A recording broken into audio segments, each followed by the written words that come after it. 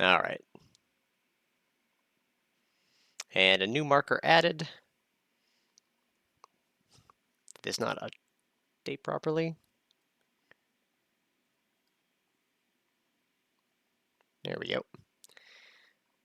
Time to pull out the indie game, which is just a VN, so it's probably just going to be reading for a bit. Having a good relaxed time before we stop stream. And we pet this cat. Isn't that right, Binks? Yeah, purr into that mic. From Team malViolence, who occupied us for 7 hours. Text color, cream or white? I think I'll go with white. Font sizes, regular. Line spacing, regular. I'm not going to do self-voicing, because I think that was the one where like I could do it myself. Authenticating. Oh, put my name in the box below.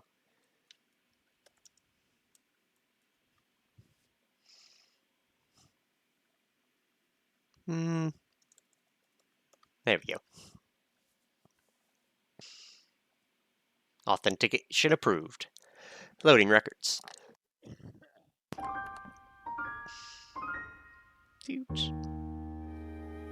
I wonder how it's going to use that against me later. Start. Which means start that timer. Thanks, down you go. Screen is black. Over 2 decades ago, Dr. Iris Kai wrote me a recommendation for an up-and-coming international security agency. At the time, I was overjoyed just to be on track. Get into a growing field early, do good science while the fires of innovation are still hot, then dip out with distinction before the coals grow cold. But these days well, let's put it this way. The first time my name showed up as a footnote in a cybernetics textbook, I called my parents and invited my friends to dinner at my favorite restaurant. Half a year ago, when I got to write up the East Coast Medicine Review, or I got a write-up in the East Coast Medicine Review, I didn't even open the copy they sent me. So when Iris announced her retirement, I assumed that her ennui was a little more advanced than my own. It was a nice party. She was surrounded by friends and coworkers, lauded by her peers, and praised by her subordinates. And yet the whole time she looked hollow. Fear of retirement, I theorized. I couldn't have been further from the truth. Stop. The organization I've dedicated my life to has always been at the front of cybernetics. The bleeding edge, some would say. We took risks, but it was for the greater good, and we were grateful to every volunteer and veteran that assisted us. But now, they're pushing all the wrong boundaries, taking science, my science, in a cruel new direction that I cannot abide.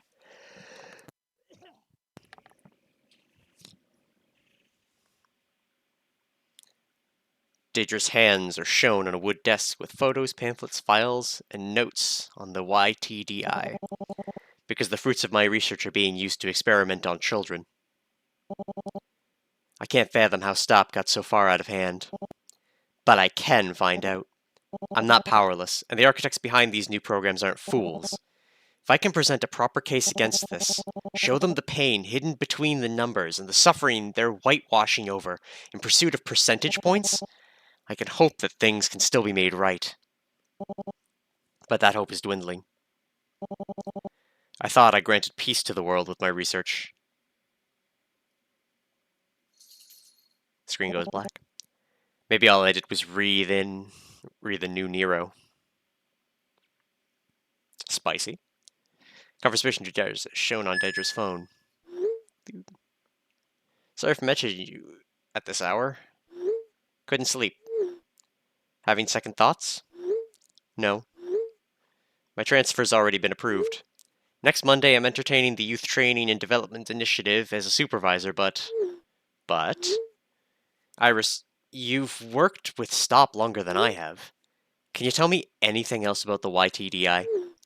Nothing that'll help you sleep.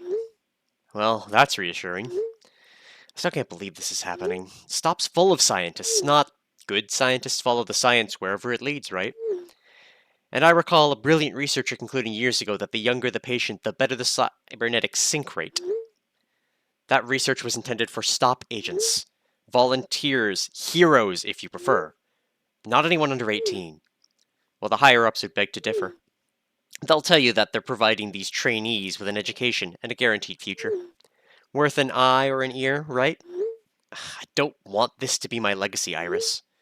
There's the greater good in where's the greater good in grafting dangerous tech onto children? When Stop was founded, that good was clear.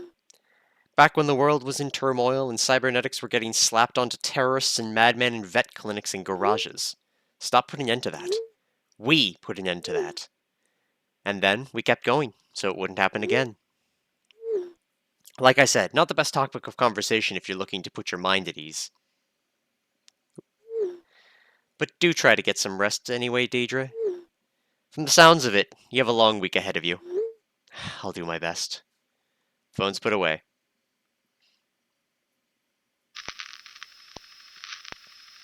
May 13th, 2070X.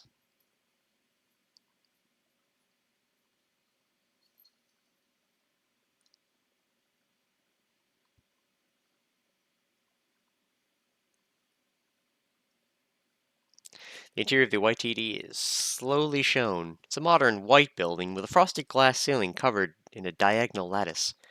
Deidre is standing on the YTDI's top floor, which has metal guard railings. There's a large black column at the center of the building. My honest first impression? This is beautiful. Natural light trickles through frosted glass, enveloping the courtyard below in a warm, soft glow. From the bridge I'm on, I can even see green. Grass, flowers, trees, an oasis of beauty, full of life, and full of laughing children. I can't help but wonder if I've made a wrong turn. There aren't any stark surgical scrubs or hospital gowns, and the air smells clean. Not disinfected. But inevitably my eyes are drawn towards the towering column that pierces the building's center. It's a dark monument, one with few doors, no windows, and a very heavy shadow. My skin prickles. What purpose could... Not lost already, are you? My train of thought's grim path is cut short by a familiar husky voice. Oh, hi. Dr. Tan appears. She's a short, fat woman with square glasses, dangly earrings, and a lanyard with her ID. Her hair is long and black. Her eyes are blue, and she has a mole above her mouth. Her hair is partially tied in a bun by a red and blue scrunchie. She wears a blue tie-dye shirt, gray sweatpants, and a white lab coat. Angie, it's wonderful to see you again. Same to you, Deidre. As usual, Angie is formal, but I recognize the warmth in her words. It's been a long time since we've talked face-to-face. For sure. I didn't think we'd get to work together again. But not every career path's a straight line, right? Oh, definitely not. Happy as I am to be working with you, I'm surprised to learn that you wanted to transfer here. I always thought of you as... married to the craft of cybernetics and nothing else. I was going to say squeamish. I suppose there's more to me than meets the eye. I suppose there is. I understand you're planning to write a case study on the work we're doing here at the YTDI. Such a weird acronym. Funny. You've always been more interested in theory than application. Then again, you've always been a pioneer as well. I mean, it's a new program based on my research. Why wouldn't I observe it? Oh no, I think it's fantastic having you of all people here. Going out of your way to help us improve the YTDI? That's a dream come true for all of us. In fact... No. I don't want to get too deep into discussion on your first day. Your time's valuable, so... How about I give you a tour? Oh, well, I did request one, but you don't have to... No, trust me. There's a lot here, more than we could cover in one day. But we should be able to go over the basics. Places, permissions, practice standards, that sort of thing. And who better to help you find your footing than an old colleague? Alright. Where to first? Awesome. I'm not a professional tour guide, but I'd say the courtyard would be the best place to start. Lead the way.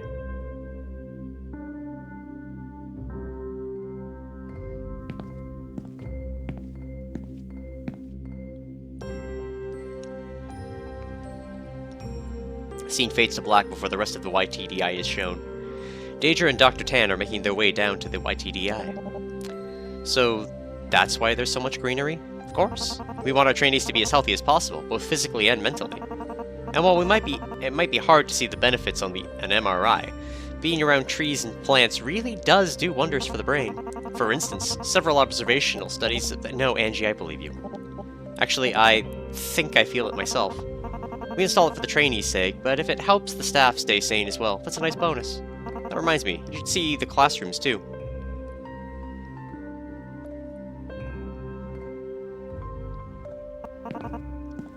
So we'll take these stairs, and go through these doors. Oh, after you, of course. And if we just go down this hallway...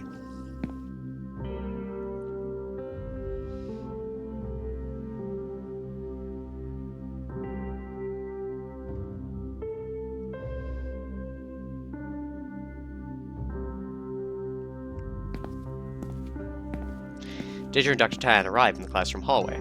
It's a minimalist place with white walls and dark floors. The only things it has are doors and windows where Dr. Tan and Daedra can look into the classrooms. We're here. Bit of a walk, isn't it? Must be easy to get lost. I suppose. But you get used to it. Anyways, this is where the trainees get educated. Oh. And what does that involve? Well, we've got all the core essentials. Math, literacy, self-defense, phys ed. Pardon? Physical education? No, I mean self-defense. Oh, don't make that face. It's not that serious. Gym mats and padded gloves and whatnot. At their age, the trainees couldn't hurt each other even if they tried. Do they ever try to hurt each other? That's not a no. The world's a dangerous... That's not a no! Our trainees know that better than most their age. The earlier we teach them how to protect themselves, the better off they'll be. That's still not a no! I suppose you're right. No, Daedra, we don't get them the pass here. That's not a no! But it's not all schoolwork and drills. The trainees get to do fun stuff, too. I mean, we passed an arts and crafts center just a moment ago. You should see some of the stuff they make in there. We might be in the next Mark Rothko or Agnes Martin on our hands. A nod if I know who those people are. Fine art never was a favorite subject of mine. Well, I'll have to check it out another time. Yeah, you ought to. Maybe I'm going about this the wrong way. You want to observe a trainee for your case study, correct? Yes, that's right. Why do you ask? Well, we've got a class going on right now. Should be literacy at this time of day. You're suggesting I choose my case study subject right now? Could give you a much better idea of what we do, seeing how the trainees actually go about their day. Come on, look over there. Don't worry, they won't notice us. They're all preoccupied with... writing exercises, it looks like.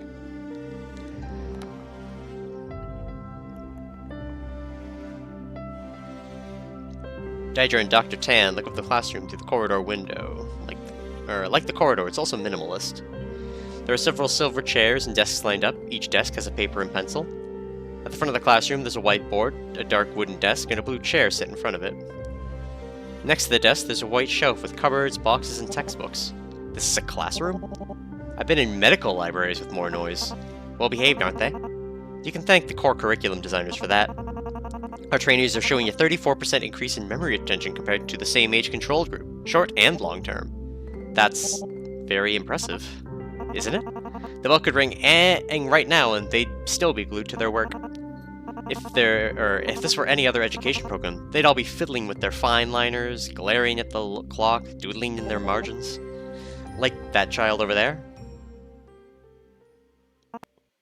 Right, that one.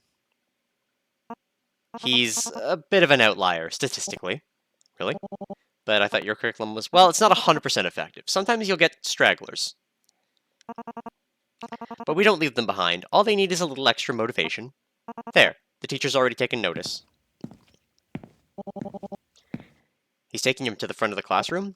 Is he being yelled at? Yelled at? The teacher might be raising their voice. Hold on, why are the other children going up with him? They didn't do anything wrong. Well, that's the extra motivation I was talking about.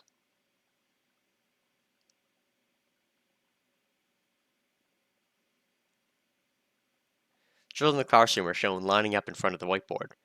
The children all wear uniforms consisting of a white shirt with epaulettes, blue shorts, and a blue striped neckerchief. Their neckerchief is held together by a slide with a stop symbol. On the left is a lanky child with black curly hair and dark skin. On the right is a fat freckled child with blonde hair and pale skin. In the center is a small pale boy with big round glasses and fluffy brown hair. 2 strands of his hair are held up by a hairband. All new trainees are sorted into squadrons. Squadrons? Like soldiers?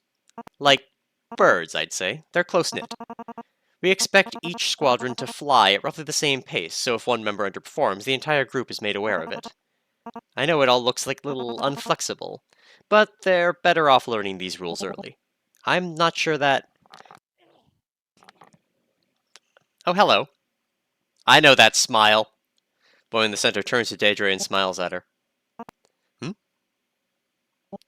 He smiled at me. Oh. They're supposed to stand perfectly still for a full 5 minutes, so that's... Might have to refocus. I've made my decision. The scene transitions back to Dr. Tan and Daedra in the corner. Oh, good. So which trainee... I want the boy to be my subject. And why him specifically? I can't give a concrete answer. I suppose I'm going with my gut. That's not very scientific. Then why don't we call it an intuitive choice made by one of the world's leading cybernetics researchers?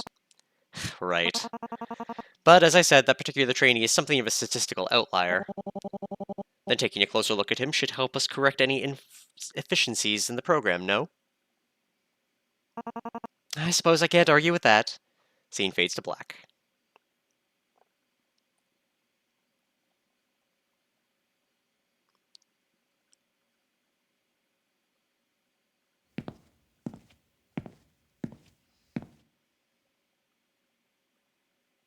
Slow pan.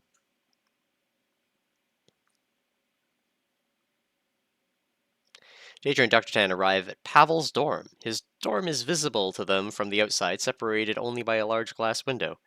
Inside the dorm contains 2 work desks, 1 bookshelf, 1 closet, and 2 repurposed medical beds with blue bedding. There's also a table in the center of the room with 2 chairs. All right, D. Here's where his quarters are. All right. You're certain this is the one you want to use for your case study? Again, I've made my decision, Angie. Right. Just wanted to confirm. I am confirming. He's my son. Trainee C0458? Could you please come here, please? I want to introduce you to someone. She's a visitor.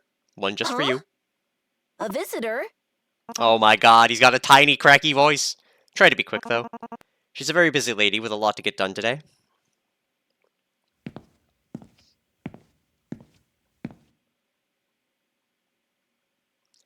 From behind the window, a small boy walks over to greet Daedra. Another child trails behind, a taller girl with brown skin and long black hair. Her head is lowered, and her right hand is deformed. Oh. Wait a minute. You're the lady I saw in class. Indeed she is. What's S4174 doing behind you? Shri wanted to come, so I let her. What a good friend you are. But this meeting's just for you, C0458. So, S4174, you're free to... Is it that big of a deal, Angie?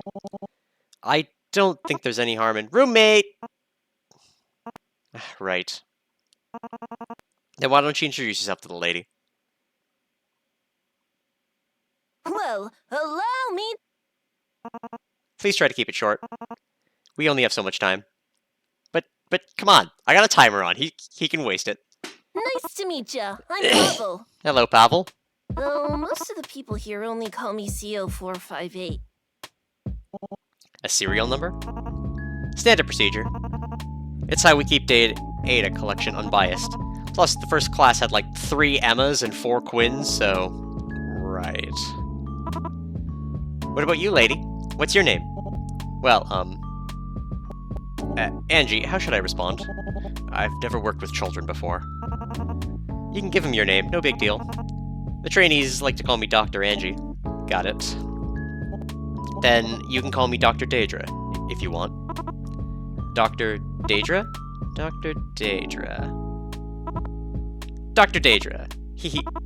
That's a nice name. Has anyone ever told you that? Not, recently.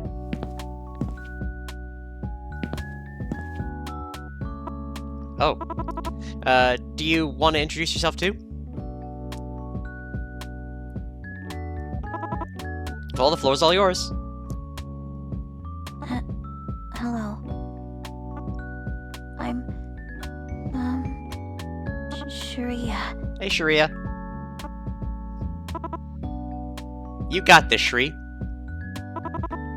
Look, Dr. Treasure's waving at you. Wave. Oh, there she goes. Heh. Shri is my roommate. Normally we stick together. If I'm around, chances are she is too. I see. Are you too close? Oh, we're besties! We never go anywhere without each other. Except for class. I wish we weren't in different squads. Hey, D. Sorry to butt in, but I'm afraid we don't have all the time in the world. Unless you want to skip out on the research labs for today. No, I do want to see them. Let me just wrap up here. It's lovely to meet you, C0458. Starting next week, I'll be interviewing you. Interviewing me? About what? To be honest, I haven't quite decided yet. But I think I'd like to talk about your hobbies, your classmates, your future. Lots of things like that. Oh, I can do that. But I'm confused. Why me? That's a good question. Because I picked you specifically. And why did you pick me specifically? That's the word. Well, you stood out in class. I saw you and thought you would be interesting to talk to. Makes sense. My teacher says I'm like a dandelion in a field full of roses. That's one way of putting it. But wait, what about your friend? I promise she won't be alone for long. Once I'm done talking with you, you can go back to what do kids do these days? I haven't been around them in so long. Back to playing. Did I guess right? Oh, thank God. Sound reasonable? Yeah, Yeah! it's a deal. I like this deal. Scene fades to black. I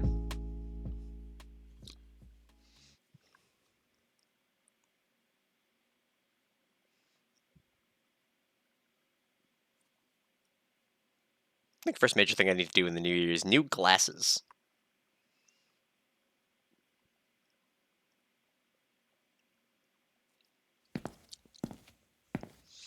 Daedra and Dr. Tan leave Pavel's dorm and make their way through the dormitory complex to the YTDI. This is the black pillar in the YTDI's center, so the interior is black too. There are rows of dorms next to each other, lit by blue lighting. In the middle of this complex, there's a dark, wide tower with a double door at the bottom. Sorry if I rushed you a bit back there. I realized I might have come across as grouchy earlier. It's just...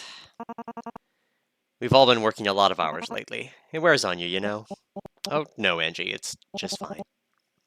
Not like I was much better in the past. Oh, gods, don't remind me. When you were taking lead on official spleen development, or artificial spleen development, it was like you were in a trance. If I gave you one little tap on the shoulder, you'd snap up like a cobra on a rake. Yeah, I remember how you put it. Those were long days. By the time we pushed through, I never wanted to see another culture sample as long as I lived. Hear, hear? So, Angie, about those research labs. Right. From here, the fastest route would be scene fades to black before Daedra's case study is shown.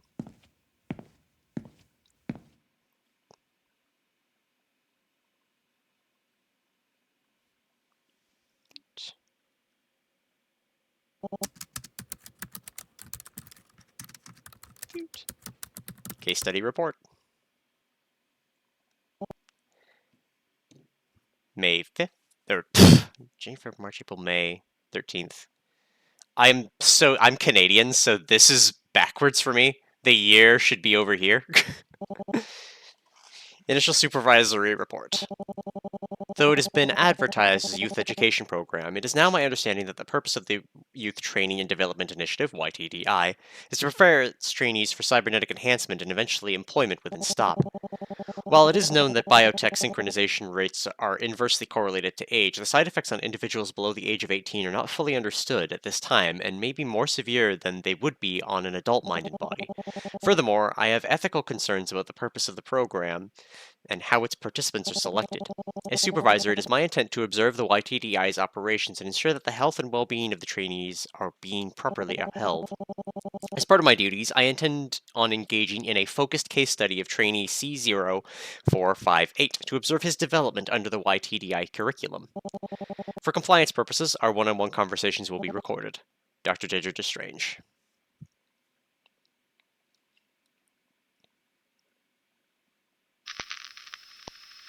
Month later.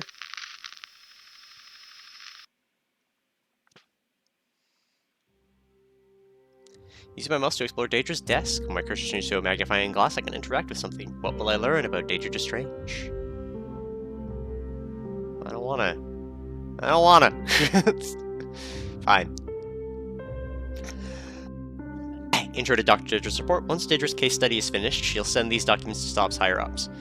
She hopes her findings will shut the YTDI down. Deidre's case study is shown. Case study report, June 12th. This report marks 1 month point of trainee C0458's case study. In this time, I have observed several facets of the YTDI's operations and now believe that I have a firm grasp on the day-to-day activities of the trainees. The majority of trainees selected for the YTDI come from orphanages. Upon arrival at the YTDI, trainees are separated into squads similar to the ones utilized by STOP field agents. Formal education takes place entirely within these squads and involves tuition in literacy, mathematics, self-defense, etc. Outside of the classroom, trainees have access to several extracurricular activities, including craftwork, sports, and video games. While these activities are beneficial for fostering bonds and growth between children, I find it notable that they overlap with activities undertaken by STOP operatives in the recovery period after the implementation of new cybernetics. These include sewing for hand-eye coordination, video games for reaction speed, etc. The standard of care appears to be at least sufficient. C0458 has expressed that it is a significant improvement over his previous lodgings. Still, I have some questions to raise with Dr. Tan later. Dr. Deidre Destrange.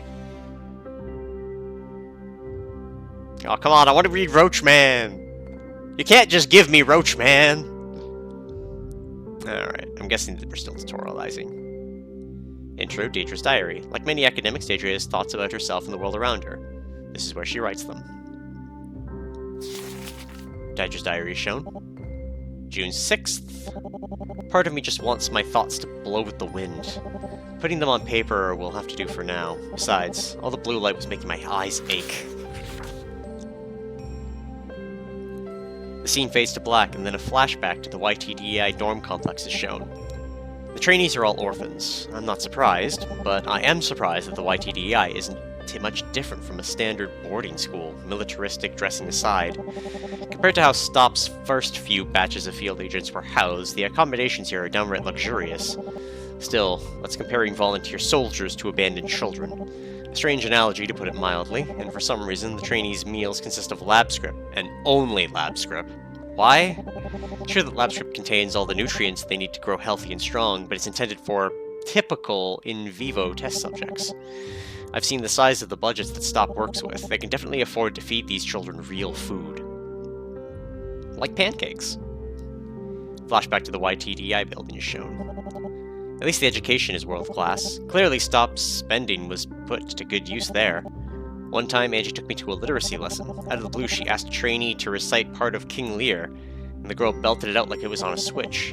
I don't know how useful that skill was, but it was definitely impressive. Another time, the two of us watched as a teacher taught a squadron field pharmacy in the courtyard. If someone eats this mushroom, how would you counteract its effects with only the items in your bags? How long do they have before their airways close? It was intense to say the least. At times, the teacher's questions felt more like threats. But the building itself is immaculate, practically sparkling. If my shoes track dirt as I walk in, it's wiped away by the time I walk out. Even Stop Headquarters doesn't agonize over cleanliness to this extent.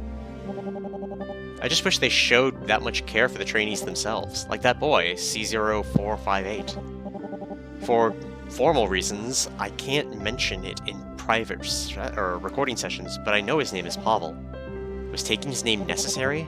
Are they that concerned about observer bias? He's an orphan. His name might be the only thing that his parents ever gave him. Why scrub it away like it's something dirty, a stain to be removed? The boy's lonely, too. Yes, he has Shreya, but she isn't a part of his squadron, his pre-assigned social group. His squad mates exclude him outside of class. They don't let him play with them, so C0458 is often in the Arts and Crafts Center sewing or knitting by himself. And he's not much better in class. Kids roll their eyes when he's paired up with them for group tasks. Sometimes they'll go behind his back and ask the teacher if they can swap for anyone else. Thankfully, the teachers never concede to C0458's squad mates, but that hasn't stopped them from asking anyway. I think a lot of this would be solved if the kids weren't pitted against one another. Screen fades to black. All the trainees have their hobbies, but C0458 doesn't have much else. I know he likes superheroes, so I'll bring him some comics from the YTDI's library. Knowing Stop, I suspect those books are vetted. There's still a chance I might find something that'll make him smile. Perhaps I could even use it to teach him. It certainly doesn't seem like any of his actual teachers are interested in personalizing the learning experience. Daedra's diary is shown again at her desk. Oh, I also bought a pack of stickers for him. Do children his age think grape stickers are cool? No! I took his grape stickers! Oh, I never got my grape sticker! Hold on! What am I doing? I'm no child psychologist. Couldn't even qualify as a pediatrician. I really jumped into the deep end with this case study, didn't I? If I were a senior Stop staff, I'd probably be sacked by now. Maybe grape is lame. Maybe orange is the way to go. Oh, God, I don't know anymore. There's only one way to find out. D. No, I don't want to touch the computer yet. I got these stickers and Roachman. It's definitely the Tick, and I love that it's the Tick. Daedra's computer, an old PC maintained with love. This is where Daedra keeps recorded interviews of her case study.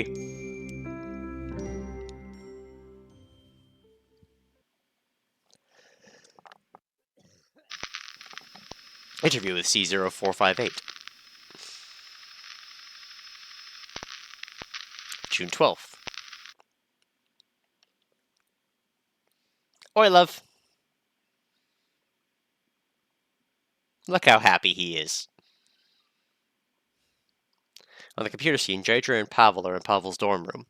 Pavel is dancing on the spot in excitement before he begins his interview. Alright, CO458, I've started recording. Before you fall over from all that wiggling. Yay! I'm just super excited. I'm glad to hear that. But, you can relax. We're just talking today. Really? Whew. My cheeks are numb from all that grinning. I can imagine. In fact, I think I did the same during a thing in my school photos. You did? I guess so. Though I stopped because, well, it made me look like a dork. That's pretty harsh. How'd you... You still kinda do. Oh, he's got sass! Okay. Have you ever been called something like that before? A dork? No, never. Well, maybe a few times. But the other kids don't know anything, so it's their loss. What don't they know? That when I grow up, I'm gonna be super famous and super pretty, and I'm gonna have 1 billion friends. I'll cross my fingers for you. Oh, come on. I'm at least one of his friends. Come on, we can get 1 billion friends. 1 billion friends for Pavel before he becomes a serial villain. Anyways, we're starting to veer off topic, and I only have so much time, so why don't I ask you some things? Okay. What do you want to know? For today, I have 3 questions. Pop quiz, huh? Okay. I'm ready to go. Great. Then let me just get my papers out. There we go. First question. How did you come to join the YTDI? What do you mean? I mean, before you became a trainee. Where did you live? Well,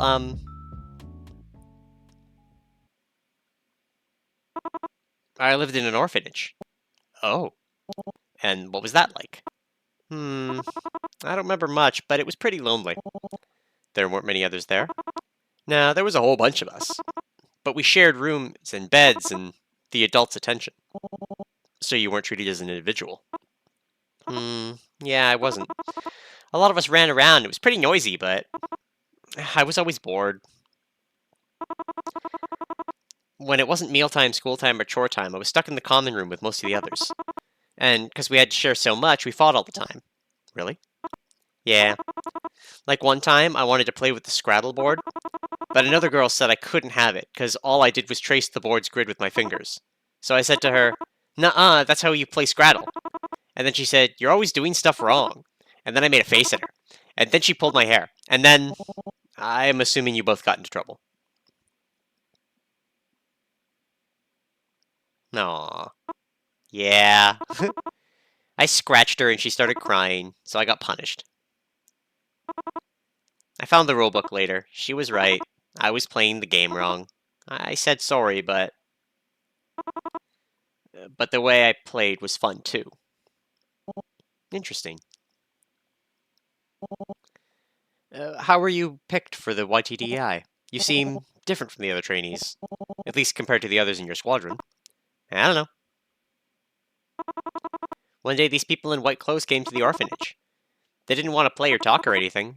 They just watched us for a week or so.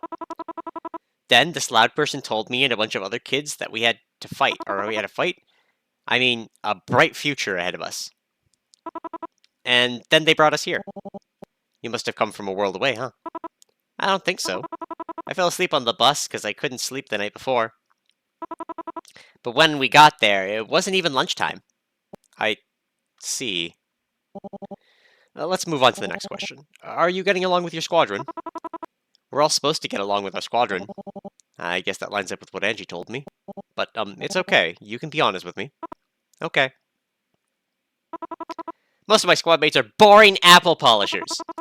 They hate me just because my teachers get mad at me and makes us stay in class for an extra 10 minutes. It's not my fault class is dull. And it's not like my doodles are bothering anyone. Did you know any of your squad mates back at the orphanage? No. For some reason, I was put in a different squad from everyone else I knew. Squad sorting must be done randomly. Trying to avoid pre-established social grouping? Sorry, just had to jot something down. What about your roommate? What do you think of her? Roommate? You mean Shri? Well, she's really quiet most of the time. But once you get to know her, she's really smart and kind. And most importantly, she's my best friend. You told me that when you introduced me to her. Yep. She's also my first friend. So, and I guess my only one. When class is done, we talk about whatever we want, do things together. Oh, and she teaches me all kinds of stuff. Tutoring? Like a few weeks ago, she taught me how to do my hair. Huh. Is that why you have a hairband there? Mm-hmm. I wear it all the time now. Is there anything else you do together? Filling in coloring books, playing Mary Mac, or A Sailor Went to Sea. Oh, and we read. Though Shri is way better at it than me. Like, way better. I heard the teacher say she was 2 reading levels ahead of the rest of her squad. Wow. That's genuinely impressive. I know, right? She's so cool. Which brings me to my third and final question. When Shri is not around, what do you like to do in your spare time? Sewing and knitting. When it's break time, I go into the arts and crafts room and make stuff. So far, I've made a placemat, and a headband, and a scarf. I could show you them sometime if you want. Maybe another time. Okay. Just let me know when you change your mind. Actually, there's one more thing I like doing. But the teachers say it's not proper. Shoot. Words right on the tip of my tongue. I know it begins with L and... Is it literature? Yeah, that's the one. Anyways, I like reading comics. There's a lot less words than Shriya's books, but they're filled with cool pictures. I wish my art was that cool. Well, you know what they say, right? Practice makes perfect. If you keep going, you'll get where you need to be. I'm one step ahead of you. That's why I do it in class, so I can get good fast. Is there anything else you enjoy doing? Well, there's lots of stuff I want to try, but class and homework's always in the way. Meh. I'm sorry. I hope you can get more free time in the future. Yeah, me too. So, that's all the questions I have. I think I'm comfortable stopping here. Huh? You're leaving already? Yes, I'm afraid I'm still playing catch-up with my work. Playing? No, you know how you have your classes and— oh, I get it. You got homework too, huh? You seem like a very busy lady, Miss Dr. Daedra. More so than usual. But I should have enough time to dig out my Scrabble board. You have a Scrabble board? I do. Right in my basement? Or was it storage? Either way, I'll find it. And we can play it in whichever way you want. Really? Mm-hmm. You shouldn't underestimate me, though. You're talking to a Scrabble champion. Or an ex-champion. It's been a while since I've last played. Whoa, a Scrabble champion? I really do have to go now. But here, please, take this. Consider it a thank you of sorts.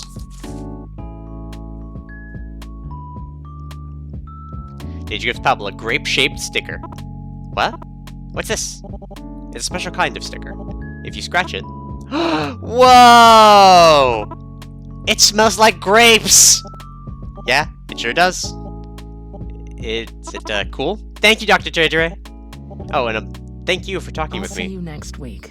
Yes? Keep bringing in awesome stuff like this, and I'll talk to you every day. Awesome. I never got my grape-scented sticker. The scene fades to black. Now I'm mad. Gotta go back and get a grape-scented sticker.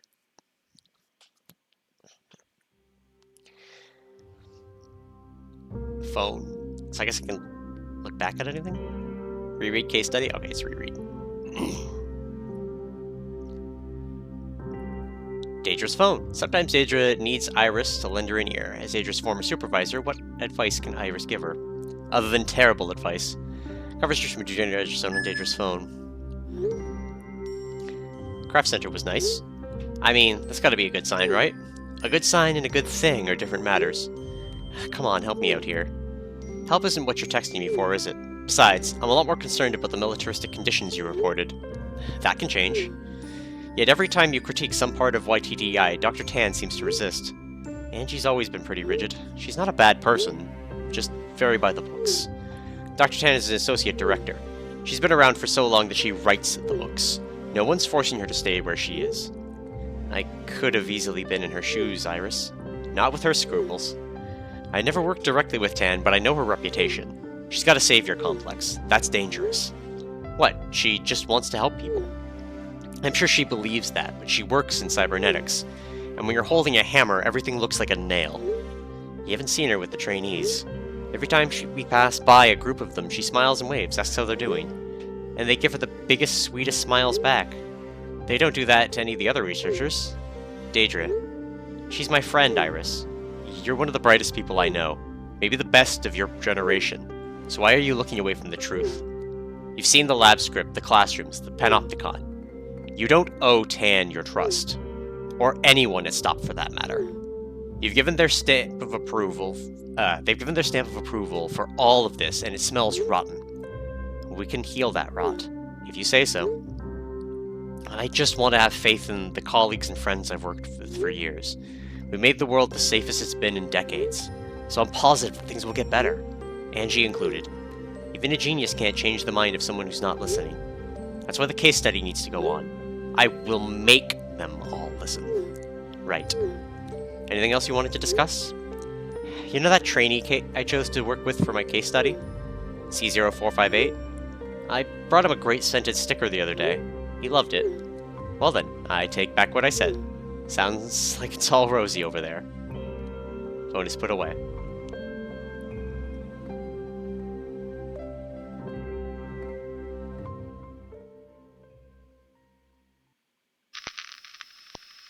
June 13th.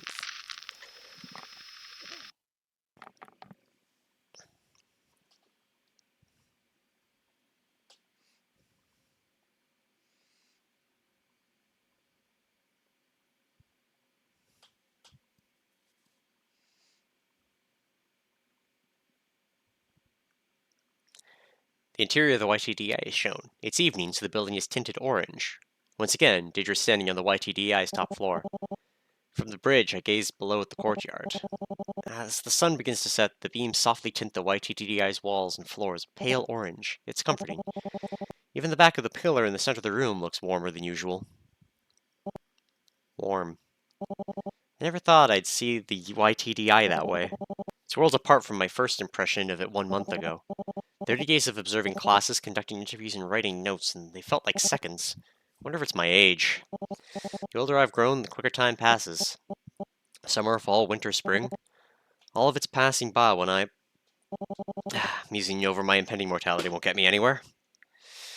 But the YTDI really does look warm right now. If there weren't other people in the building, I'd go down to the ground and take a nap in the grass. Right now, I'm sure some of the trainees are doing the same. Scene turns black as Daedra thinks. Children shouldn't have cybernetics. Or lab script diets. The YTDI is an affront to my research. Any sane person would agree with me. That's why I'm doing everything I can to shut it down, because the backs of the people who run this program. But I can't object to giving children, unwanted children, a home, an education, a guaranteed future. They don't have to hunt for scraps or wake up each morning and search for shelter over their heads. As long as they stay here, the YTDI... Dee's eyes open, Dr. Tan is standing in front of her. Once again, Angie's voice cuts my thoughts short. Did I interrupt something? You're looking pretty contemplative. No, it's nothing. Could have fooled me? Am I that easy to read, Angie? Far from it. I've needed a lot of practice. I guess you've had plenty of opportunities to do so. So what can I do for you? Oh, it's nothing work-related. Not like I have trainee info to give you anyways. I just wanted a chance to catch up. You've been here for what, a month now?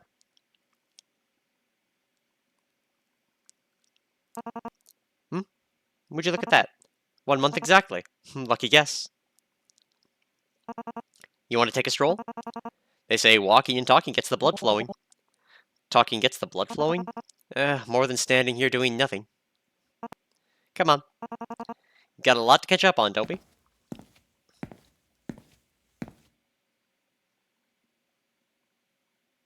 Scene turns black. We begin to walk around the bridge's perimeter. Our pace is slow, aimless, lazy even. And our conversation is just as meandering. See any films lately? Any takeout places you recommend? I know modern art's not your thing, but I think you'd enjoy this new exhibit, and if you don't, you can pick where we have dinner next time.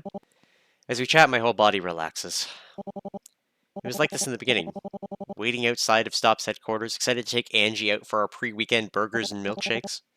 We were young, and the world didn't make sense, but our work always did.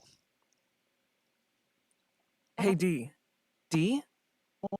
I hear Angie calling my name.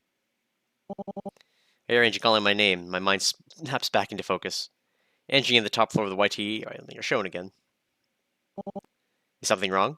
No. Nothing. I was just wondering if you were ready to, bring up what was going on earlier. Oh, that. No pressure. If you're not up to it, no, I am. I just need a moment. Take all the time you need. I take a deep breath and think about how to approach this. Actually, can I ask you a question? As a friend? Go ahead. I'm all ears. Why did you end up working for the YTDI? That's a big question. It's one that's been on my mind a lot lately.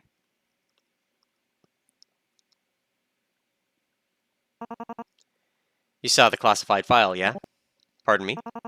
The one with the summary documents. How do you know about that? A disgruntled employee blew up at us a few months back. Swept a bunch of files taken out of context and tried to show them out to anyone who would listen. This was around when you were first curious about the YTDI, right? Yes. People asked me if I knew about it. Of course, at the time I didn't. Have the full picture? You know those animal rights groups?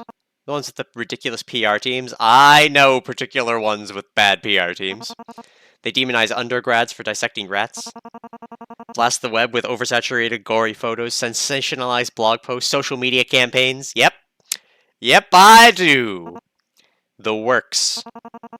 Cherry pick their information to make normal scientists look vile and make themselves look heroic. But those lab researchers care for those animals like they were their own pets. There's piles of paperwork, elaborate onboarding procedures, frequent inspections on their welfare. Even on a practical level, they discourage their suffering. There aren't any rats at this facility, Angie. Of course not. Just wanted to make an analogy. You know, people exaggerating things and all that. Ah, okay. Well then, I apologize for... No, I'm glad you pointed it out. Don't want you to take anything I said the wrong way. You were gonna tell me about why you joined the YTDI? Right. We went off topic, didn't we? Everyone has a right to a bright future. Most of these trainees don't come from pleasant backgrounds. All of them are orphans. Many of them lived in places that couldn't even feed them once a day. So if Stop hadn't intervened, their futures would have been... Well, that's why I think the YTDI has potential, you know? It provides its trainees with housing, a community, a secure life. And by giving them a secure life, the YTDI will prevent future crimes. So in the long term, the YTDI will contribute to Stop's raison d'etre. Exactly. And in the short term, we're changing these trainees' lives for the better. Still, seeing children receive cybernetic enhancements, that just doesn't sit right with me. I understand. You don't want to be remembered as the mother of cyborg children, do you? I don't have anything to say about that. She's spot on. We don't do anything here for fickle reasons. Subjects only ever cybernetically enhanced if we feel that their quality of life could be improved. The file you saw? All those photos? Every one of those children were physically disabled. But I saw there was a blonde girl with her eye, trainee 02145, I remember. Anophthalmia. Anophthalmia. I'll have to figure out how to pronounce that. Her poor vision caused her to struggle in class, so we gave her a new eye. Now her essays are on par with some of the top students in her squadron. I see. Some of the trainees came here with cognitive defects. Or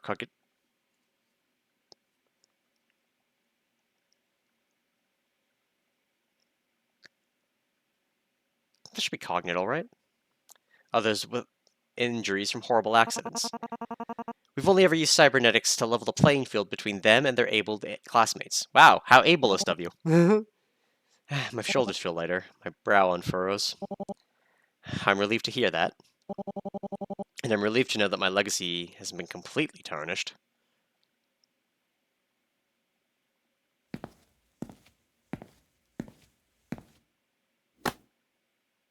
Something is caught. And she walks up to her and pats her on the shoulder. I want you to know if you have any concerns, you can always come and talk to me. Or just vent, if it's after hours. Almost feels like old times. We're practically kids again.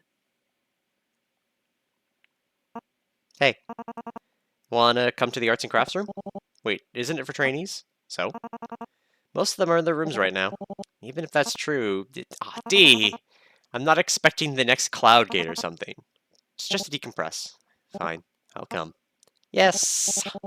But in turn, I get to pick the restaurant for dinner. Oh, so we're eating out again? Just like old times. Just like the old times indeed. Scene fades to black. I keep adding words in just because they feel natural for me as an author. Which is not great for reading.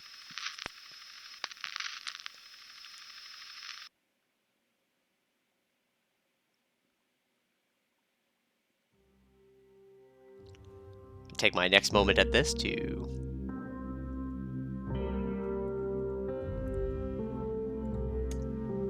Go, tiny me, go! Alright, we got all sorts of things to read.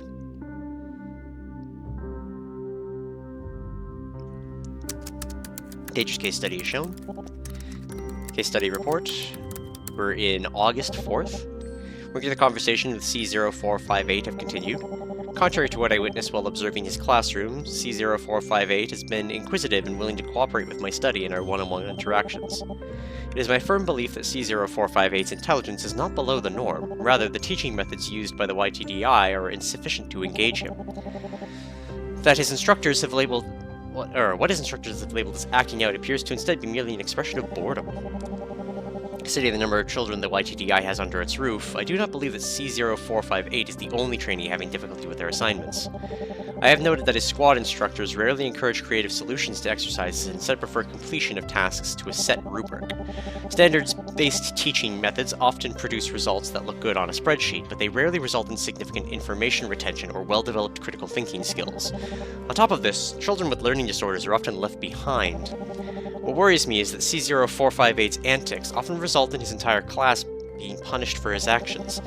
The intent behind this measure is to emphasize that the squad is a unit. A failure on one member's part reflects on them all.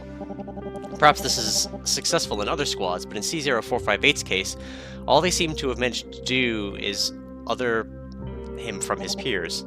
Dr. Dangerous Strange. Whee! Accidentally hit the wheel. Personal thoughts.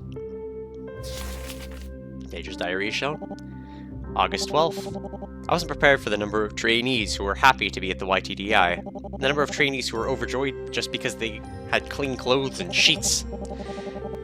And money doesn't necessarily buy quality, but stop really isn't cheaping out on their schooling and board. No. They're practically throwing money at this program, even if the staff sometimes treats the trainees carelessly. Scene turns black and the flashback to the classroom is shown. The trainees are given a rigorous curriculum of math, literacy, physical education, and self-defense. But the instruction is cold. I'm not a teacher, but I know that I only learned to love science because the physics teacher told me I'd be a good fit for her club. If she hadn't shown me personal attention, where would I be now? No amount of punishment could have made me Dr. Destrange.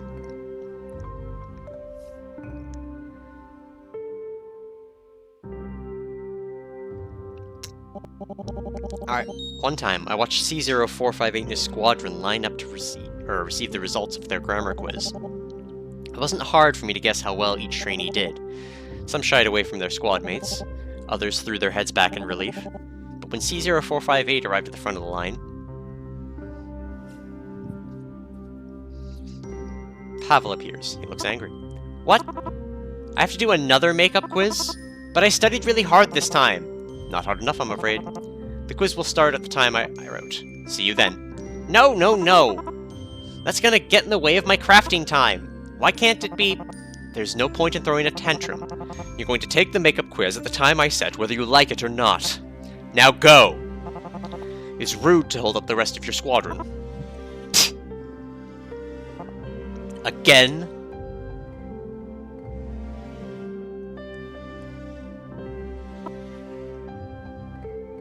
So expressive. Alright, everyone. 10-minute penalty. Line up against the whiteboard, quietly. C0458. You'll be in the middle. Get out of there, Pavel! You can do it, I believe in you!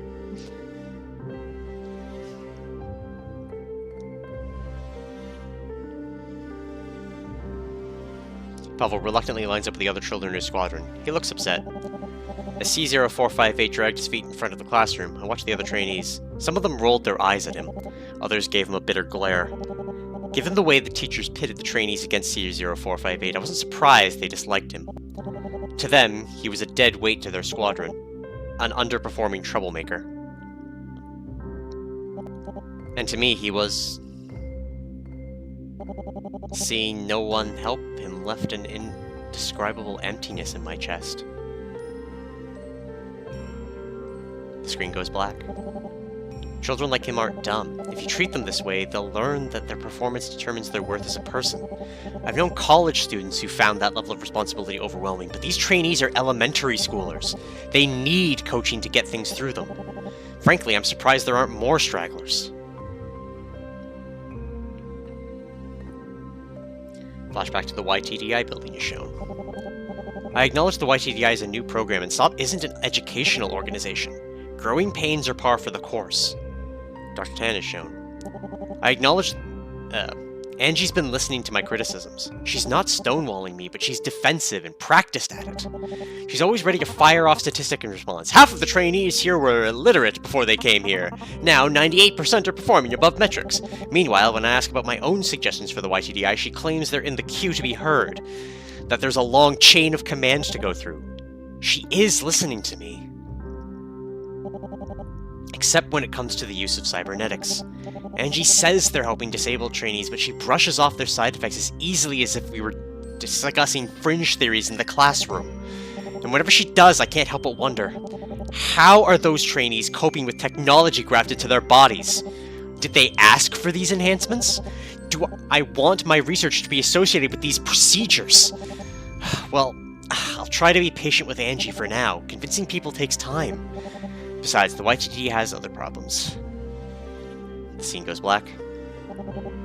The trainees sleep in the Panopticon. No matter where their rooms are, there'll be guards and cameras peering inside. The games, books, and shows they have access to are limited in their themes. And I've seen more than one trainee tense up whenever I pass by their dorm's window.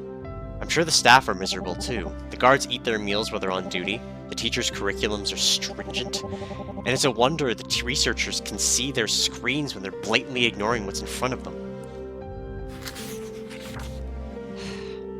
Deershire is shown in front of their desk. If STOP wants its own boarding school division or JROTC program, more power to them. I just wish the YTDI wouldn't be so cavalier about cybernetics. Overbearing with security measures? Draconian with education? I don't know. The more I think about it, the less I want to write. I hope Angie was right about my suggestions being in the queue. I have this dreadful feeling that change can't come soon enough. D. Let's watch our interview.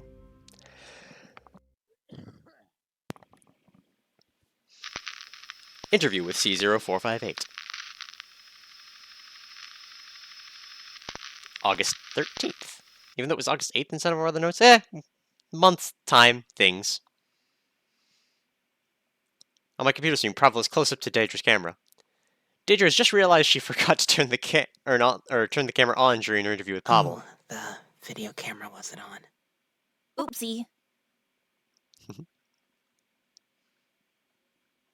Camera zooms out, just Pavel sitting by a table in his room. He's across from Daedra. Guess the world will never know the results of our grand Scrattle match, huh? It's quite a shame. Your skills have improved tremendously. But I lost again. Well, I was a Scrattle champion. I just learned the rule set. You just learned the rule set a couple of weeks ago. I mean it. You're very good. I think you could go toe-to-toe with Shreya now. Oh ho! Have you foolish adults finally re-evaluated my reading ability? Oh, wait.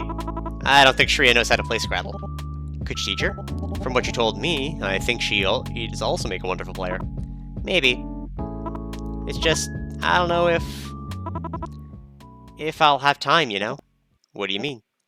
Did something happen? Can I tell you a secret? Okay. So, my teacher asked me to stay behind in class. I thought he had spotted me drawing again, but he told me I didn't have to study anymore, because one of the researchers had talked to him. That's strange. What did they tell him? Well, they said, I'm gonna go through my first processing. Processing? What is that? I don't know. None of us know. I mean, I know that everyone gets processed eventually, and that process trainees graduate, and that when you graduate, you leave the initiative. That's rather vague. That's what I said. They must be hiding something. I don't know what's going to happen to me. When I think about it at night, I can't sleep. It makes my skin all prickly. But you want to know what's really strange? None of my squad mates are getting processed with me. Is that unusual? Yeah. We always see other trainees leave for processing in groups of 2 or 3 or 4. Never one. C0458, I'm not stupid. I know why I was picked. It's because I doodle in class. Because I forget my homework. because when it's time for group projects, none of my squad mates want to work with me. And because whenever I try to talk to someone, they always act so tired. Yay, my cards are ready for pickup. My 6 expensive cards. My squad, the other trainees, even my teachers. I know they want me processed. I sense it, even when they don't speak to me. Because they all hate me. I don't think that's true. Tria doesn't hate you. She's in a different squad. She doesn't have to be around me when we do class. If she was always getting punished because of me, well, I like you too. How about that? You're just saying that because of your case study thing. No. No. I mean it. You're a talented artist. Your excitement is infectious. You're much smarter than people give you credit for. And I think you're lovely just the way you are.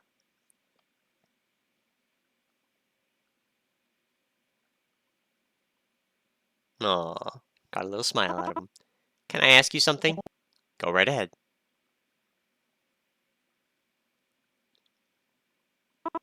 Could you visit me as soon as my first processing is over? Of course. I mean, my case study requires it. Pinky swear?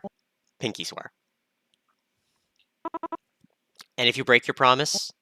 You can, break my finger? Huh? Really? No, that's not how it... Please don't. But I will come back for you no matter what.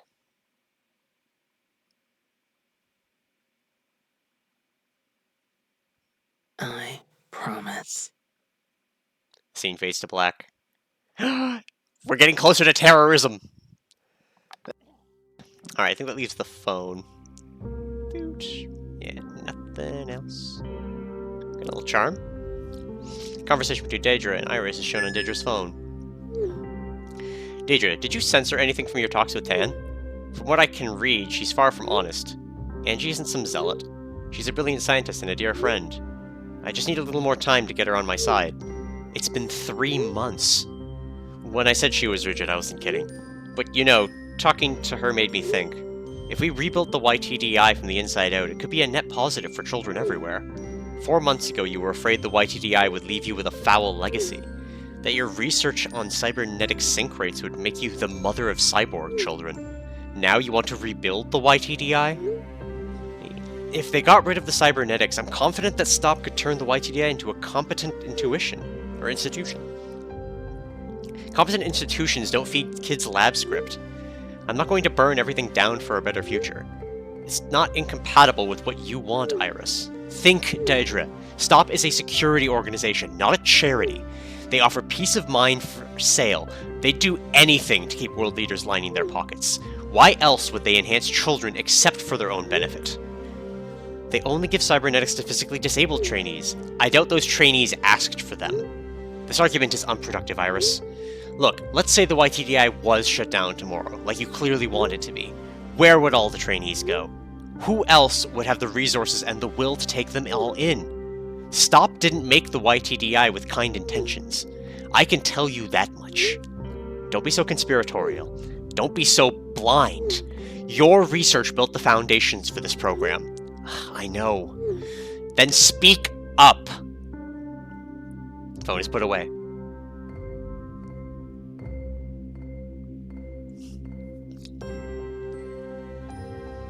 Man, I want to do some VA stuff. August 29th.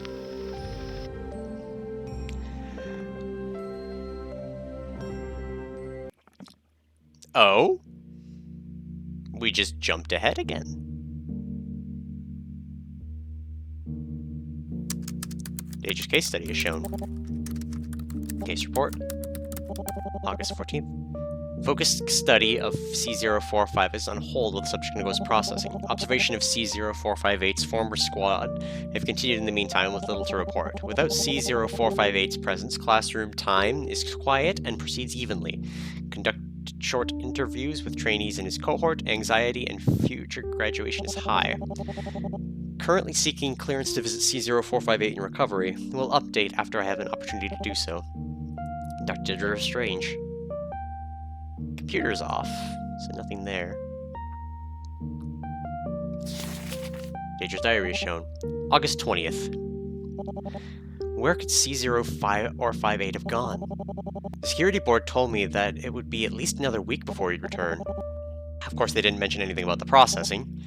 It sounds scientific, but it could mean practically anything. If it happens to involve cybernetics, no. There's only so much they can do before puberty. It should be minor. Maybe even... The screen goes black. Why am I trying to rationalize this? I've deferred to stop and all its excuses despite having the proof right in front of me. They want to use my research to modify children. Why? I don't know, and frankly, it doesn't matter. If the YTDI really was serving the greater good, why have Angie and her coworkers acted so evasive, so secretive? I can't afford to be humble or gracious or cowardly anymore. I know more about cybernetics than every other researcher in their department put together. And yet, I allowed myself to be cowed. I acted respectably.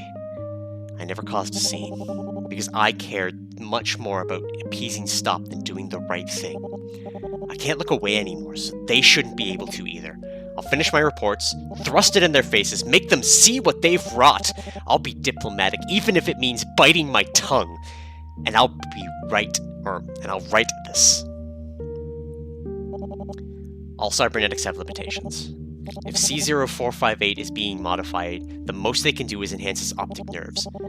Still, evasive and perverse, but once he's endured the anesthesia and intense PT regimens, it ultimately won't affect his daily life. They wouldn't risk harming a valuable young subject with anything more extreme. Daedra's diary is shown again on her desk. Hopefully the worst will soon be over. C0458's still alive. Once he's gone through processing, I'll make every effort to place him in an environment better suited for a child his age. But first I need to think of an appropriate recovery gift. Something I can fit in my lab coat pockets. D.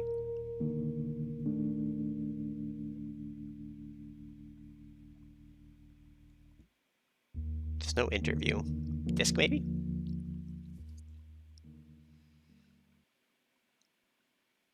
No, hold on. Interviews with S1474. I'm guessing her his roommate, Shreya. If I recall the names correctly. Which oh, nope, I do. Shreya is shown sitting behind the table in a dorm room. She looks down, doesn't give Daedra eye contact. Thank you for speaking with me. I'm sorry, by the way, about how sudden all of this is. It's okay. I can always do my homework tomorrow morning. Though I might not finish before class starts. Your teachers already know about your interview today.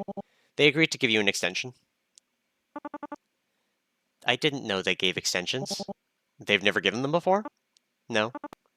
In my squad, we're supposed to move at the same pace as each other. Like a flock of birds, right? So an extension for someone who falls behind is, from what your teachers have told me, you seem like the leader among your squadron. I got the impression that they didn't expect a missed assignment to deter you. Does that make you feel better? Good. Then please introduce yourself.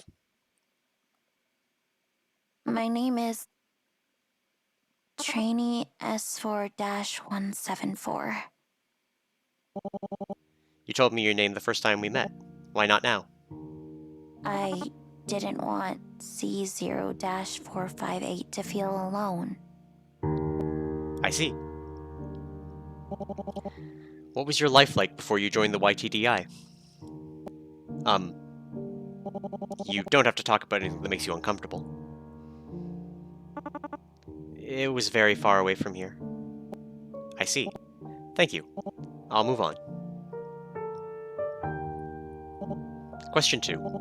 Are you getting along with your squadron? Honestly? Please. Honestly, I feel like I'm trapped inside glass. My squad mates see me. They know I exist, but they don't know how to reach me. And to be honest, I don't know how to reach them either. It probably doesn't help that they're weirded out by my arm. None of my squad mates are missing anything, But that doesn't stop kids in other squads from getting along. Maybe there's something wrong with me. Or maybe it's that lady. The one with the messy hair and the dangly earrings. You mean Angie? Dr. Tan? What does she... She likes to meet me after class. Ask me how I'm doing with homework. Have me write or carry things for a few minutes. Sometimes she'll take a roll of measuring tape and wrap it around my arm. And if I do well, she'll pat my head and give me candy. I thought candy was practically contraband around here. I don't mind any of that, but every time Dr. Angie takes me aside, she and my teachers tell my squad mates to follow my example. And I think some of them are jealous of that. And how do you feel about it? Sick to my stomach. I don't like working. I don't like being in the spotlight. They call me a hard worker, but I'm just trying to escape notice. I'm just trying to avoid arguments, fights. The other kids. But my squad mates drag me into their messes anyway. They want Dr. Angie's attention. They want to be praised. They want candy, and they all want to be someone's favorite. My class scares me, Dr. Daedra. We don't have to talk about them anymore if you don't want to. Please. Well then. What do you think of C0458? C0458. I like him. He's my best friend. He told me the same thing. That makes me really happy. When I first came to the YTDI, he was my assigned roommate. As soon as I entered my dorm, he marched over and swung his hand up to greet me. He had this big, goofy grin on his face. I've seen it before. Strangers that act friendly. Bad people with fake smiles that are trying to get something from you.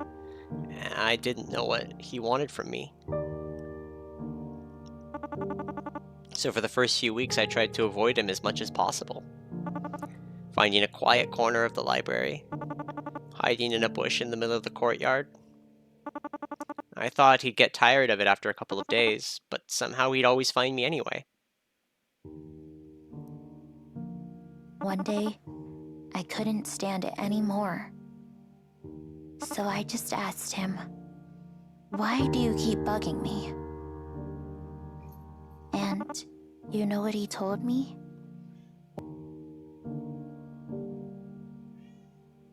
No?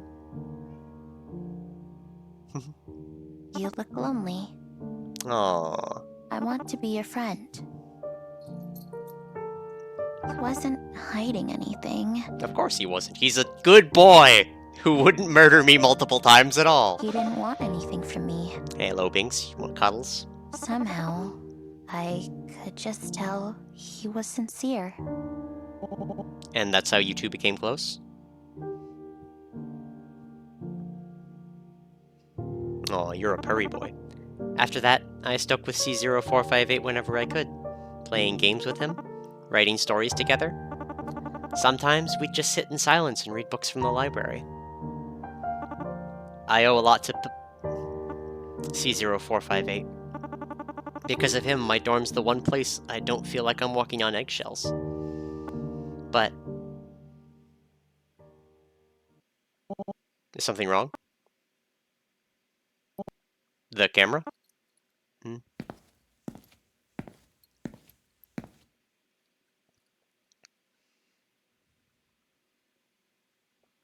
The scene turns black and Daedra walks away from Shreya to investigate the camera. It's a standard model. Video, but no audio. There's no need to worry. It won't pick up anything we say.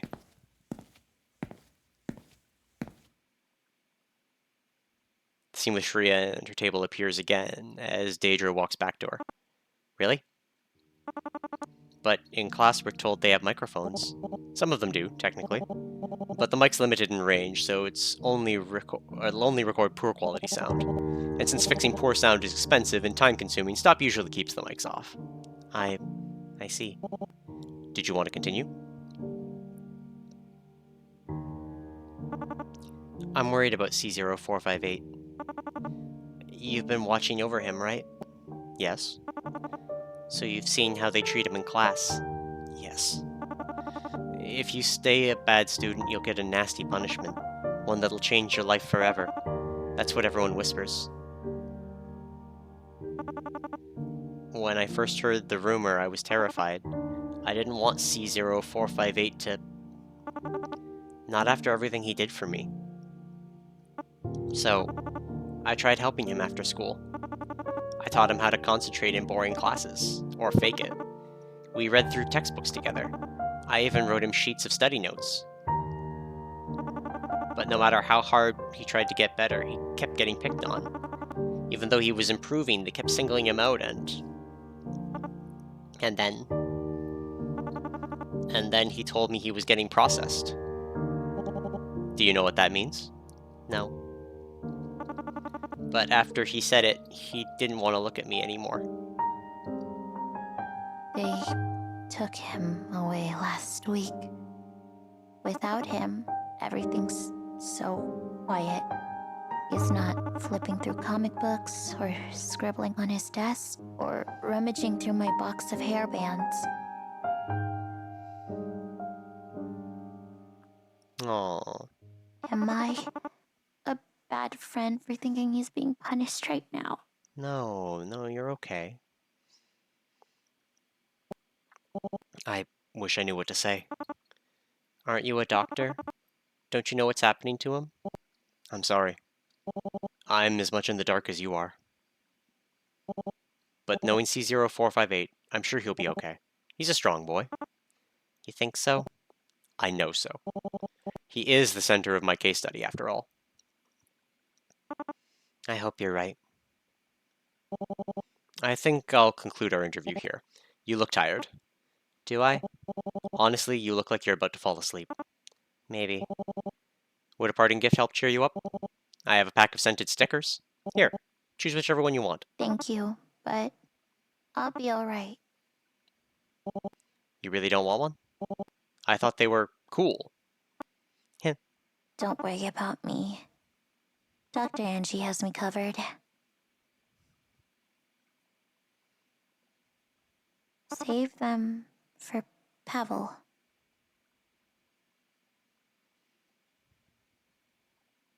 Scene fades to black. Oh. God damn. Conversation between Daedra and shows on Daedra's phone. He's in processing. I won't get to see him for at least another week. I thought there'd be more time. He's still so small. Is there anything you know about processing, Iris? Please tell me it's only skin deep. I'm sorry. I never oversaw any of the projects directly. By the time the YTDI was founded, I was already on the way out. Surely you have something on it, Iris. I know you. You keep tabs on everything. Not on this. Processing is kept under especially tight wraps at the YTDI. As you've guessed, it's a step related to cybernetic enhancement, but beyond that, I should have done something. Should have used my authority, my expertise to intervene before it was too late. Instead, I just stood by the sidelines. I never even raised my voice. I know I've been critical sometimes, harsh even. But I think this would have gone ahead anyways, no matter what you did. Really? From my impression of these people, definitely. That's encouraging. Listen, I was given a polite exit, but your name still carries weight at stop. Your case study is compelling and detailed. I have no doubt that little boy is going to be more than happy to see you again once he's out of there. You just need to save your strength for the right time. And when that time comes, don't take no for an answer. Thank you, Iris. I just hope I'm not too late. The phone is put away. Oh, we get our monitor finally. I guess we can do them in any order, just to do all of them.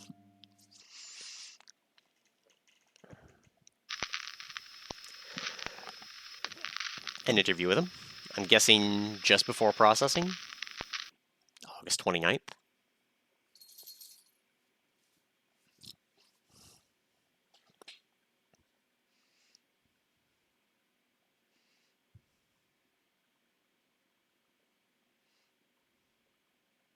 By the time Deidre and Pavel reunite, Pavel is lying in his dorm's bed. Pavel's wearing a hospital gown and bracelet. Pavel looks tired. His eyes have bags Good under them. afternoon, CO458. I see you're back from processing. Dr. Deidre? You came! I promised. You don't get to break my finger. You sound surprised. I promised you I'd visit, didn't I? Yeah, but...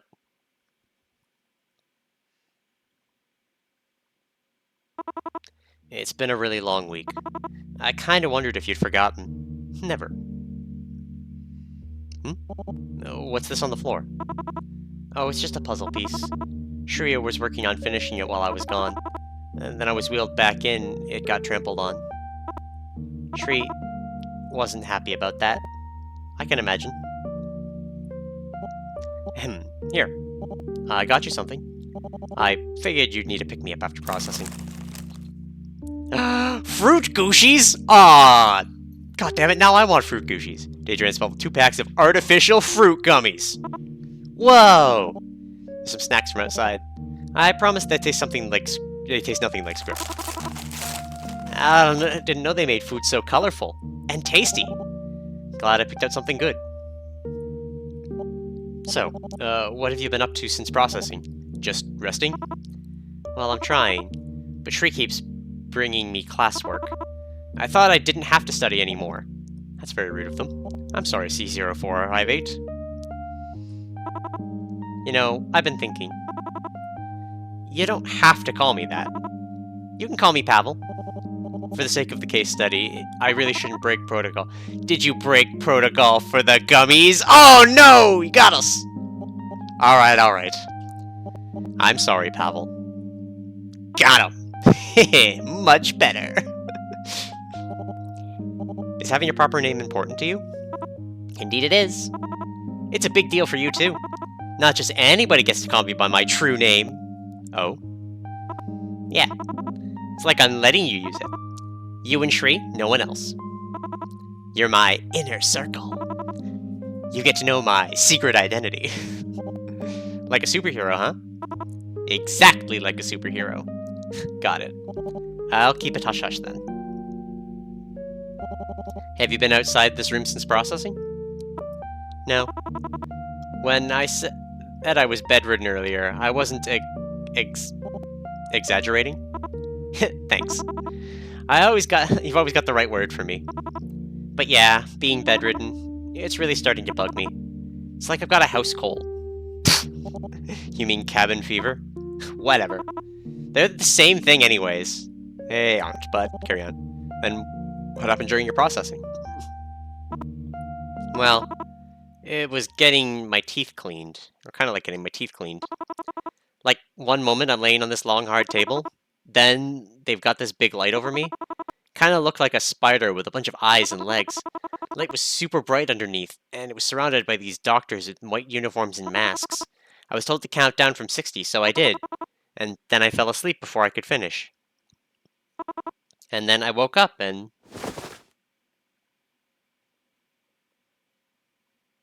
They gave him legs? Oh my god! Pavel nervously lifts his blanket. His legs have been amputated during processing. From the blood and bandages on them, these wounds are clearly new. What? What happened? Was there something wrong with your legs? Wrong? No.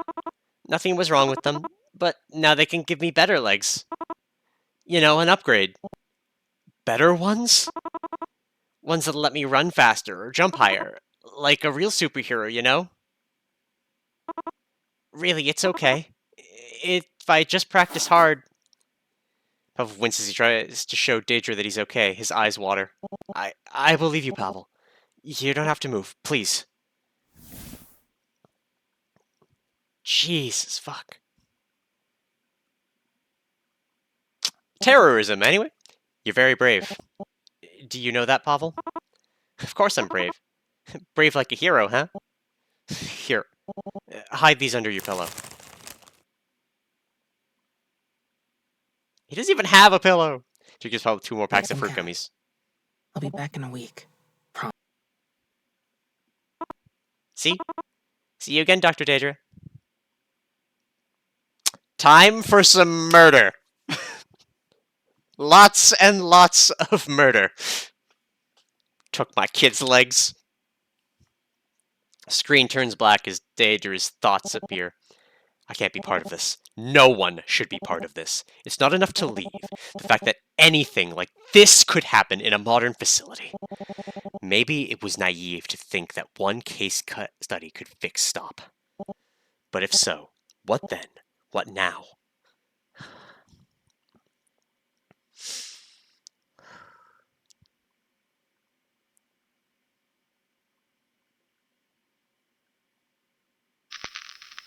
September 9th.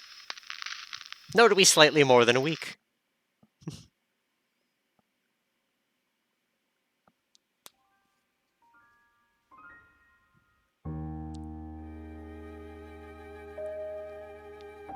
My thick-ass case study. Daedra's case study is shown. Case study report. September 3rd. I'm absolutely appalled by the Youth Training and Development Initiative's decision to perform major amputation on trainee C0458. Improvements in synchronization rates are irrelevant. This technology was only ever intended for use in adults, save for rare exceptions. The relatively static state of an adult body allows for easier construction of prosthetics, and only a mentally mature individual can responsibly be expected to endure the inevitable side effects of cybernetic implantation. Let me be clear. Rejection symptoms are not a risk, they are an inevitability. For all the enhancements in biotech over the past few decades, there have not been enough to stop the body from revolting against artificial neurons when they are stitched to its muscles, or from realizing that the hunk of polyurethane and silicone in its skull is not part of its gray matter. Medication can suppress the body's immune response and stave off seizures, but it is a patch, not a long-term solution. Despite these facts, C0458 was approved for full transfemoral amputation and implant preparation procedure. I cannot conceive of a scenario that justifies the callous removal of two completely healthy limbs from a young child! The fact remains that C0458's quality of life has been significantly impacted for no reason beyond YTDI's goals. If this is the level to which YTDI is allowed to conduct itself, then it is clear to me that STOP has become little better than the organization it once worked to quash. There is no theoretical threat or future crime that justifies what I have witnessed. If this is what my research is now supporting, then I would rather have never pursued it in the first place. Dr. Daedra Strange. Let's get the more emotional version, shall we? Daedra's diary is shown. September 3rd, 2070X. They took his legs.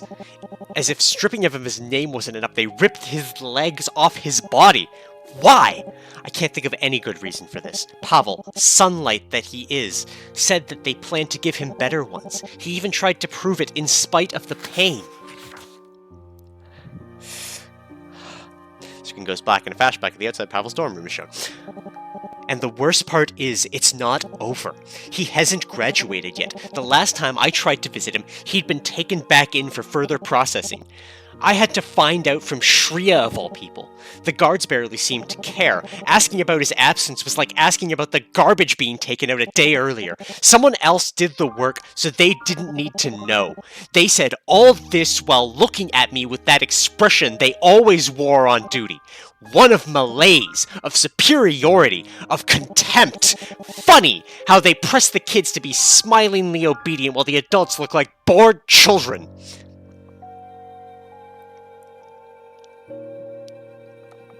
A flashback to the interior of Pavel's dorm room is shown. Shreya is there. When I entered their room, I noticed a distinct coldness in the air. Shreya looked awful. Maybe she'd been eating properly? She seems so frail. If she was taken to the operating table now, her chances of survival... Scene goes black. I have to leave Stop, and the YTD has to go with me. I don't want this, any of this, to be my legacy. As if. What's an academic supposed to do against an intergovernmental organization with unlimited resources and an ever-growing supply of cybernetic muscle? Maybe I can follow Iris's example. This case report will be my indictment of Stop. My voice should still carry enough importance to damn it on my way out the door. But if I try to make an impact with my exit instead of leaving quietly, what'll happen next? If I say anything about those cages the kids were kept in, the courts will bury me, and I'll have to hope that Stop doesn't single me out extrajudicially. And if they do, I'll have to kiss my future academic opportunities goodbye. But so what? They can't expect me to keep quiet after everything I've seen. That one conversation with Angie still boils my blood. Flashback to the YTI building is shown. Dr. Tan is there. We were observing a physical education class. The kids were told to run laps to the point of exhaustion, and knowing YTDI, they probably were forced to run past that point for research purposes. While the teachers were tending to them, Angie leaned over and whispered to me, "Look at how strong they're growing. Healthy and smart, tough as nails. Isn't it incredible?" Then she looked at the back ranks and soured. But there are still stragglers. Gotta iron out all the kinks eventually. After she said that, she turned back to me. "You know, if that squadron were enrolled in public school, some PSHE teacher would be coddling them by now. None of them would ever know how much more they could achieve with just a little more pressure, with just one more push from someone who knows what they can take." Back in school, I knew this kid. Born with a hole in her heart, maybe some large ASD. They had it rough, but they persevered. Didn't pity themselves, had pride. But the teachers insisted on coddling them. Waiting on them hand and foot, carrying their books, giving them extra exam time, letting them skip phys ed. The adults around them let their condition define their life. By the time we graduated, I barely recognized them. Ended up more ghosts than person. If I knew then what I know now, I wouldn't let them fail themselves like that. Does she think we're still friends? I've been speaking to her less and less. By now, she's basically talking to herself, and I hate seeing her inner ugliness rear its head. Staggers are at their desk. As soon as Pavel's healthy enough to graduate, I'll make my move. And I'm not leaving Stop without him. D.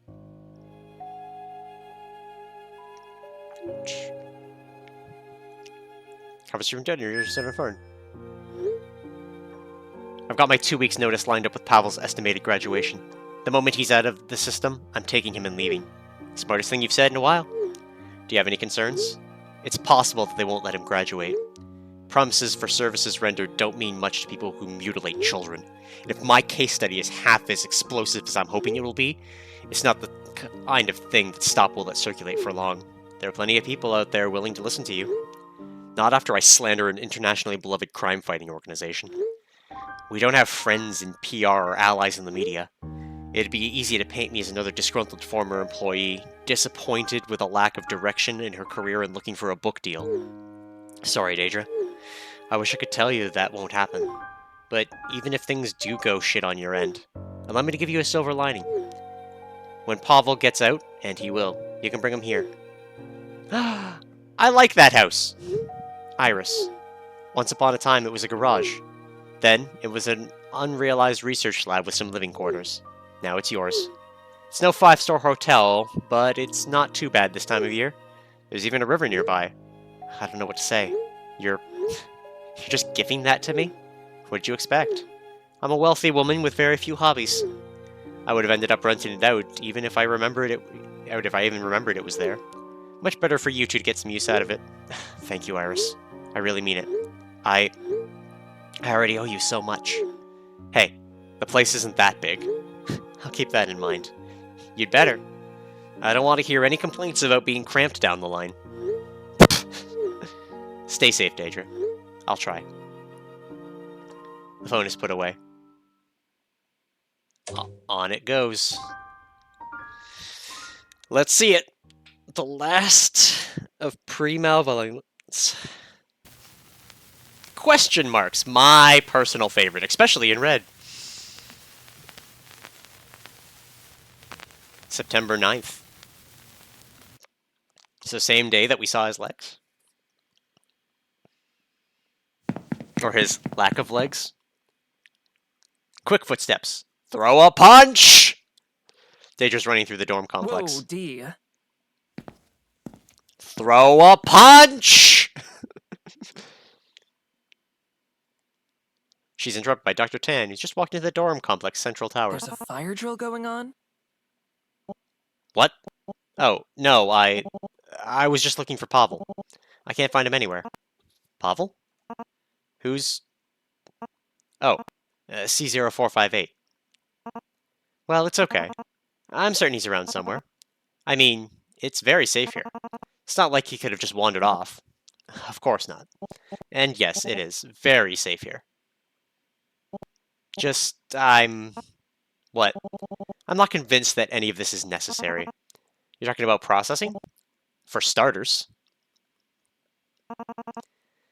D, post-op is never going to look pretty. You know that. You've seen it thousands of times. On soldiers, volunteers, adults! You didn't see the places we pulled these kids out of. Filthy, overcrowded, underfunded. This facility's very clean and very well funded. That doesn't make it right. Whatever your justifications are, I'm not sure I appreciate your tone. We've been nothing but transparent with you from the beginning. We've given you complete access to our building, our resources, even our subjects. I had to fight for you, you know. Then why wasn't I notified about Provel's processing? Maybe you weren't on the right mailing list. There are no conspiracies here, D. You, of all people, have known exactly what the initiative's goals are. Angie, look, I'm not in the mood to argue medical ethics with you in a goddamn hallway. C0458's in recovery. He's fine. What? How? This isn't some back alley surgeon for hire operation. We know what we're doing. Do you? Screen fades to black. Throw a punch! Just one. You'll break a few knuckles the first time, skull's pretty hard, but just one. Right along the jaw. Give it to him. A door unlocks. An IV drips. Daedra enters Pavel's room. Inside, an IV drips. Are you... Oh. Pavel? Are you? Early, Daedra. Daedra reels back in shock when she sees Pavel. Oh god. Your head. Your hair. Your eye. It's...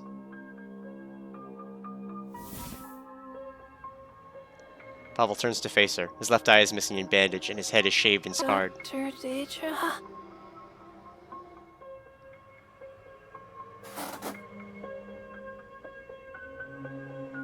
Pavel tries feebly to reach out for Daedra. Pavel, wait.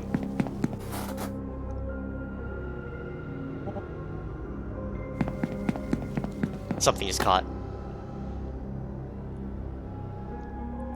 Daedra runs and catches Pavel. I've got you. Just stay right there.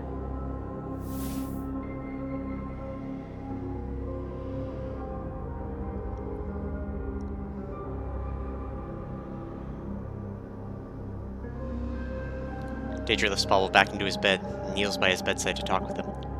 Has anyone been here to take care of you? Oh. Well, I think so. Shriya's been here at night a few times. Hasn't said much, though. I pretend to be asleep because I think she might be scared of me now. She's probably worried about you. I'll go and talk to her, okay? Okay. I really don't want to upset her. You don't have to worry about upsetting anyone, okay? You haven't done anything wrong. Jesus, fuck. How are you feeling? I don't know. Tired and weird. It's alright. I'm scared. My graduation is soon and I'm scared. I don't know what's going to happen. What else will they do to me? Just close your eyes for me, okay? Pavel? He's asleep.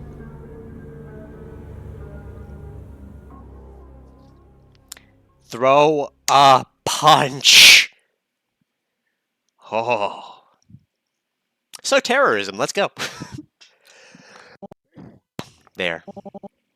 They're going to tear him apart. Rearrange him again and again. And not just him. All the other trainees here. All the other children yet to come. Over and over. And for what? This is my fault. My research led the foundation for this. My reputation funded this. I let this happen. I did this. There has to be something I can do. No, I have to do something. Something more than writing words on a goddamn page! That's it. I'll break him out, prevent him from graduating, and burn this program down to the ground as we leave. At this point, this isn't even a call for justice. This is just plain cause and effect.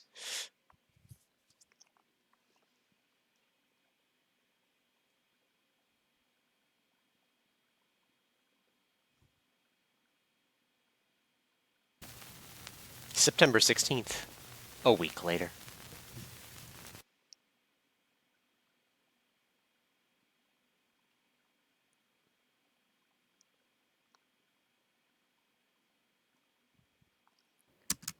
Dentures case study. 99. Met with C0458 today. Engaged in normal conversation and activities with the subject. C0458 became tired shortly into the session, so the visit was cut short after about an hour. C0458's temperature and blood pressure appeared to be higher than normal levels during the visit, recommending an increase in immunosuppressant dosage. Recovery otherwise appears to be on pace with expected timeline. Dr. Deidre Strange.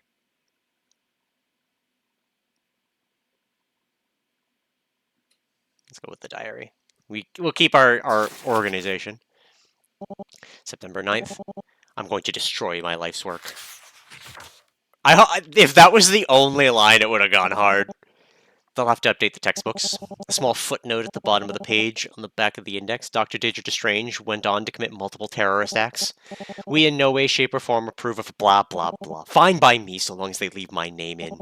A curious kid might search for that crazy lady's name on the internet, find a case report written by her and give it a read. Better a pariah who speaks the truth than a diligent researcher who can't stand to look at it. Flashback to the YTDI's dorm complex is shown. As I walk through the YTDI's hallways, my stomach drops whenever I pass the spots I'll rig. Though the guards just stand around and glower at the kids, they're still combat-ready professionals. More than a match for little old me. If they ever catch on to my plans, they could drop me before I even enter the building. Funny. I haven't feared others being able to hear my thoughts since I was in college. I remember feeling guilty when I learned about thermal runaway on lithium-ion batteries. Or thermal runaway. When I realized how easily the knowledge could be reapplied, I was convinced that there was something wrong with me. Who knew? Be valuable. Maybe I was right back then. Compared to my usual work, making bombs is dead simple. Spent most of my time planning how I'd space out the fertilizer purchases. Looking back on it, smuggling Pavel's snacks made for a fine trial run. I have surefire proof that the guards won't check me. So why am I still so anxious? If it's not my legacy and it's not the process itself, am I afraid of what'll happen to Pavel after all this? I can house him, thanks to Iris. I have money. I can cook. And there's still so much I don't know about Pavel. How do I care for his medical needs? How do I educate him?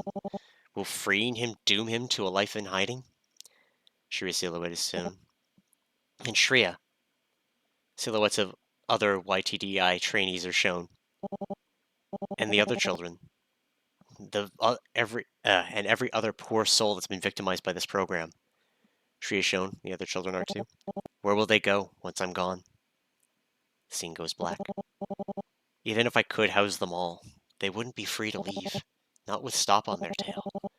I'd have just moved them from a spacious cell to a cramped one next to a river. Still.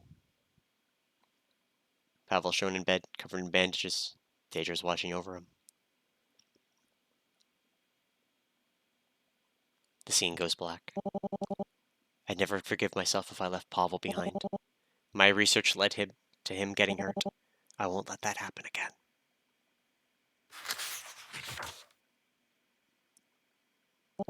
I've done all the planning I can. For now, I think a eulogy to my life of service is in order. To my colleagues, the good ones, I hope you've been working from home. To the rest, you've got no right to complain about what comes next. And to stop, this is war. Plant any more seeds, and I'll salt the earth. D.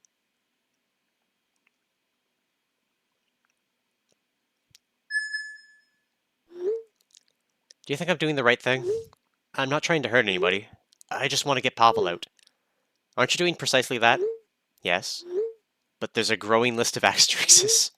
I can't save the other children, the numbers just don't work. And how does that make you feel? Like garbage. Where will they go? They know nothing about the real world.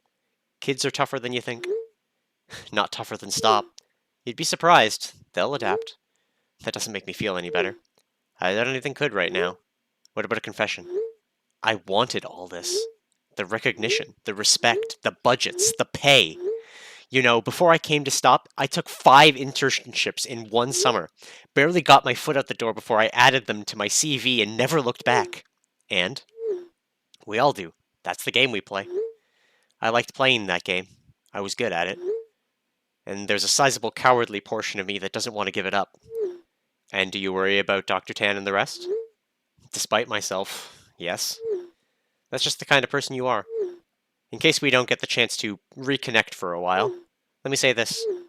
Every system falls apart eventually. It's entropy. Forest fires are natural and healthy. Stop is no exception. If people are horrified by your findings and your methods, that's for the best. They'll quit. They'll leave in droves. And you'll have gotten them out of a dark hole. And if I hurt people, then you'll just have to make up for it. And the kids, they'll be strong. Even if their new lives aren't cushy or clean, they'll be lives that they choose for themselves. Again, that's not reassuring. I know. Very little is right now. You have a lot to answer for, Dee. You're already a history maker. From here on, I'm sure you'll be making history in a good way. Try to remember that when you eat breakfast with Pavel. Then, this is goodbye? It has to be. But you'll be in my home, so I'll be there in some way. In fact, the sheets might still smell like me. Iris, gross! Apologies, couldn't help myself. But you don't need me anymore. You'll do good. You always have. Thank you. Take care now. You were always my star pupil, Daedra. I trust you'll remember me as your mentor and friend. Hopefully, when you're retired and peacefully bird-watching. Goodbye. I'll miss you, Dr. Kai. So it's put away.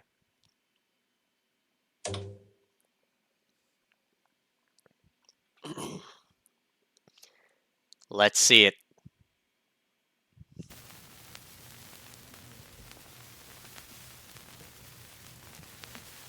More September 9th.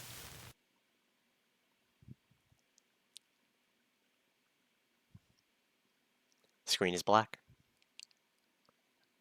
Hello, Pavel. Oh. Good afternoon, Dr. Daedra. Feeling alright? Me? It'd take a lot more than this to... It's okay. You can be honest. Did your graduate training not go well? Pavel's hand is shown resting on the bed. His hand is connected to an IV. It was scary. Scary and confusing. Could you tell me what happened? What the training was like? Well, they've been running tests on the chip they put in my head. When it turns on, it's like my brain squeezed into a box, or a minecart. It can only go on the tracks. That does sound scary. Yeah. I had to do all these stupid reflex exercises, and after that, they made me solve math problems and other dumb stuff. All while they looked at me over their clipboards and data pads. And so far, I've been doing good. I was doing everything they wanted, even when it felt weird.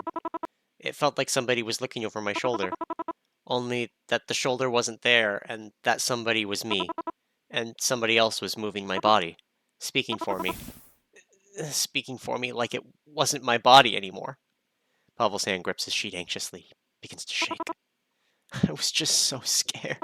It was gross and strange, and deep breaths, Pavel. And I just couldn't take it anymore. I did something bad. I was upset. I couldn't help it. I couldn't... Pavel's hand spasms as he goes into seizure. Pavel? Pavel! Oh my god. I've got you, Pavel. I've got you. You're safe. I'm going to call emergency services right now. You'll be okay. I promise. Shit. Shit. He's on my side. There's nothing in his way. I've set a timer for 5 minutes. Done everything I can. Why isn't the emergency call button working? I've worked for another trainee. I've seen it before. The maintenance teams always check it. There's something wrong with his... No. No. No. No. No. They wouldn't. They wouldn't dare.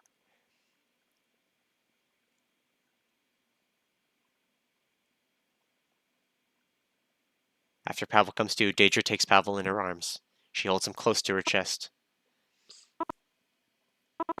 Dr. Daedra? Pavel? It's okay, Pavel. It's okay. I'm here. You had a seizure, but you're safe and I've cleaned you up. It's okay. Why? Fuck. Why did they do this to me? Double fuck. Why? It hurts. Fuck me. They want to hurt me. They want to punish me, don't they? It's because I'm broken. That's why they want to fix me to be like the other kids. I can't stay alive and I never will. They're gonna keep taking me apart until I break. Taking me apart piece by piece like this forever. Pavel, you have to calm down for me, alright? You're going to make yourself sick. But It'll be okay. It's over now. I'll make sure they won't hurt you anymore. I mean it.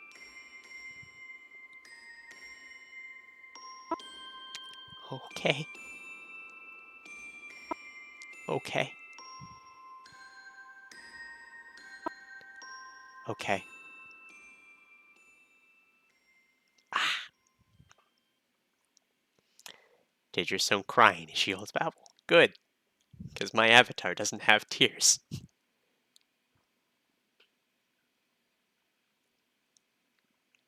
Let's throw a punch.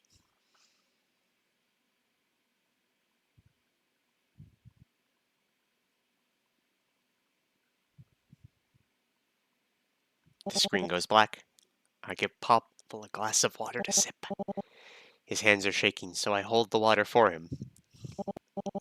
After that, I help him into bed, tuck him in, and wish him good night.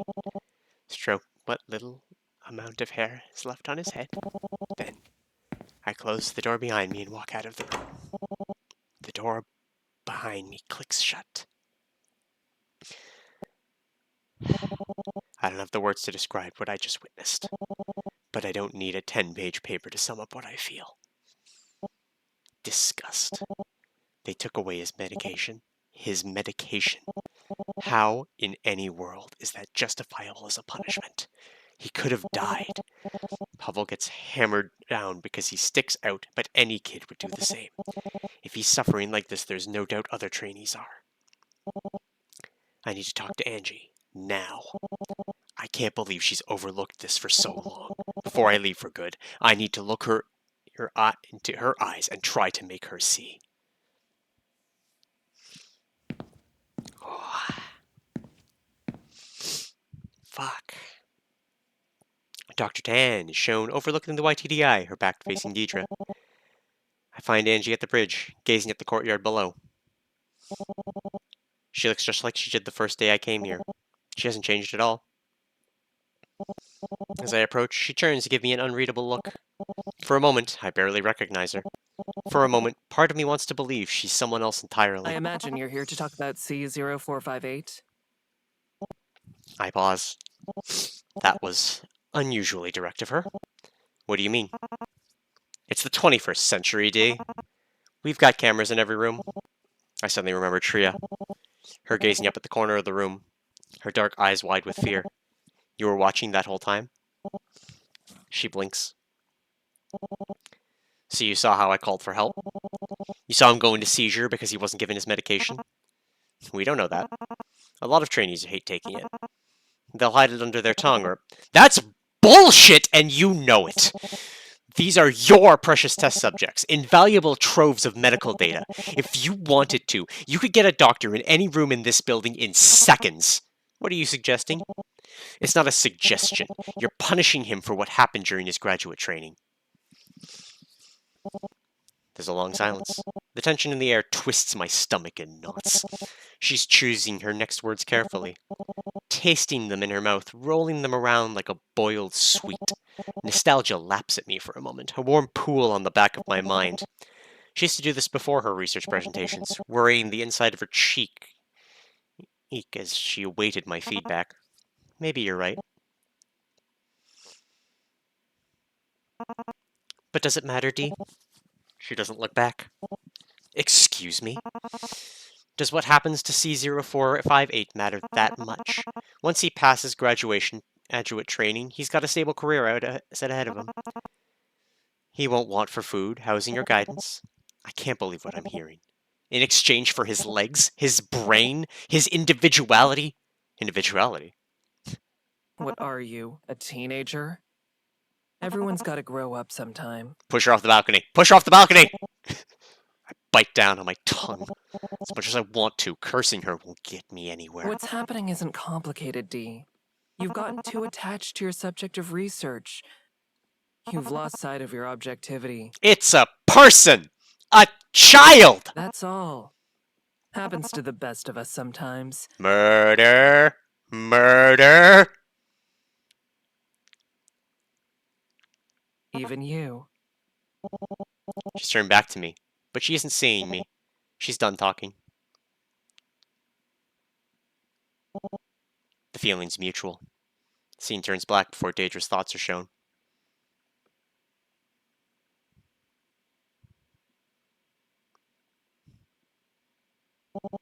Earlier in the day, I'd printed out my case study.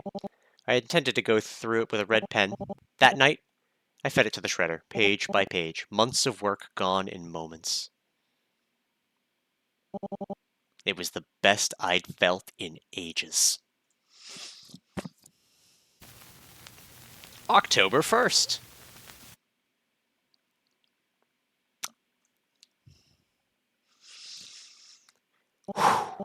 In a matter of minutes, I'm going to burn down my entire career. Maybe it's fitting that the planning reminded me of how I designed my first cybernetic hand, linking each step to the next like titanium phalanges. While I filed documents, I studied the blind spots in the security. I learned where patrols didn't visit as often, and where security cameras didn't cover the whole room. I participated in fire drills to search for evacuation routes so that I could avoid them. Fighting back against the YTDI's electronic security was almost easier. Stopping rebels and terrorists back in Stop's heyday had given me a healthy perspective on tech security. DNA signatures, like the ones attached to our keycards, could be spoofed, and an electronic lock was useless once you cut its power. As I went through every step, I expected someone to stop me. A guard who'd catch me leaving packages in a dark corner, or a lab tech who'd find the files I was taking out suspicious. But no one noticed. Even when I slipped into the security room to inject a virus into their systems, I told the staff I was doing an inspection. They looked the other way. Maybe they live hand-to-mouth lives. Maybe they hate the YTDA as much as I do, and want to see it burn to the ground. Whatever the truth is, I'm not interested in psychoanalyzing lower-level staff. I have one job, and I intend to see it through. The YTDA interior is shown. Getting to Pavel will be simple. I'll enter his room through the small door in the back. No one will suspect me. They'll think I'm conducting another checkup. Just another inane interview to pad out my case study. Escaping will be a much more complicated task. The dorm complex is shown. Security cameras are disabled, safety alarms rewired, and the escape routes platted. If things go pear-shaped, there's the pyrotechnics I set up ahead of time. Once I trigger the siren, I can't predict who or what will get in the way. My heart's pounding feverishly, my brain swirling with phases and countermeasures and backups. I'm painfully aware of every step and every breath I take, because once I open the dorm room door, there's no going back.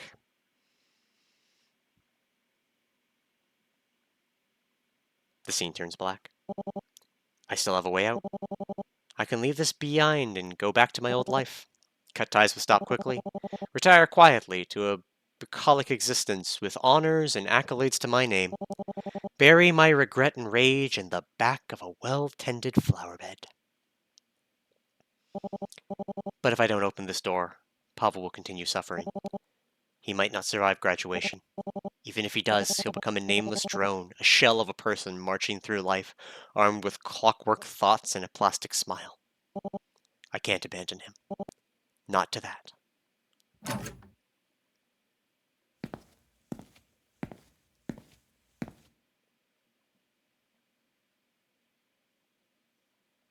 My son is missing. I like the decor. Pavel? I'm gonna come closer, okay?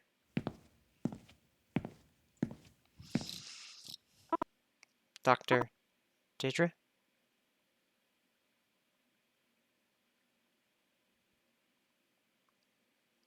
I almost feel like I'm gonna get jump scared. Now listen to me very carefully. I want to give you something. Oh? Wait, is it another snack? It's better.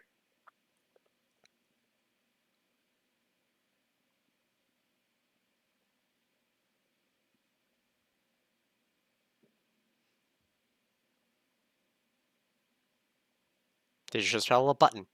It's for the alarm she plans to set off. One that will help break him out. Pavel, do you want control?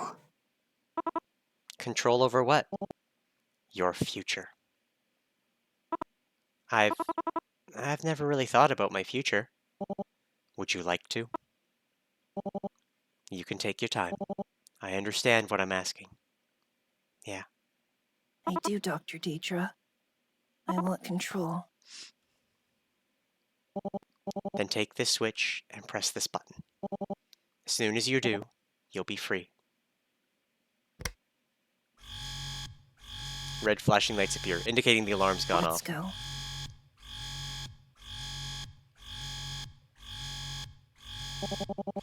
I take Pavel by the hand and gently guide him out the bed. As his legs clock against the tiles, he wobbles. Do you need help? I ask quietly.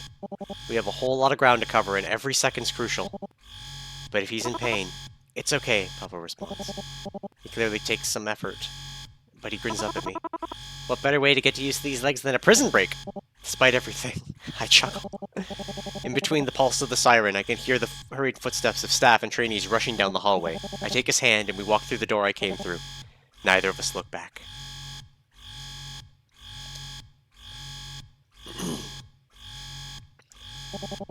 The back hall of the dormitory is empty.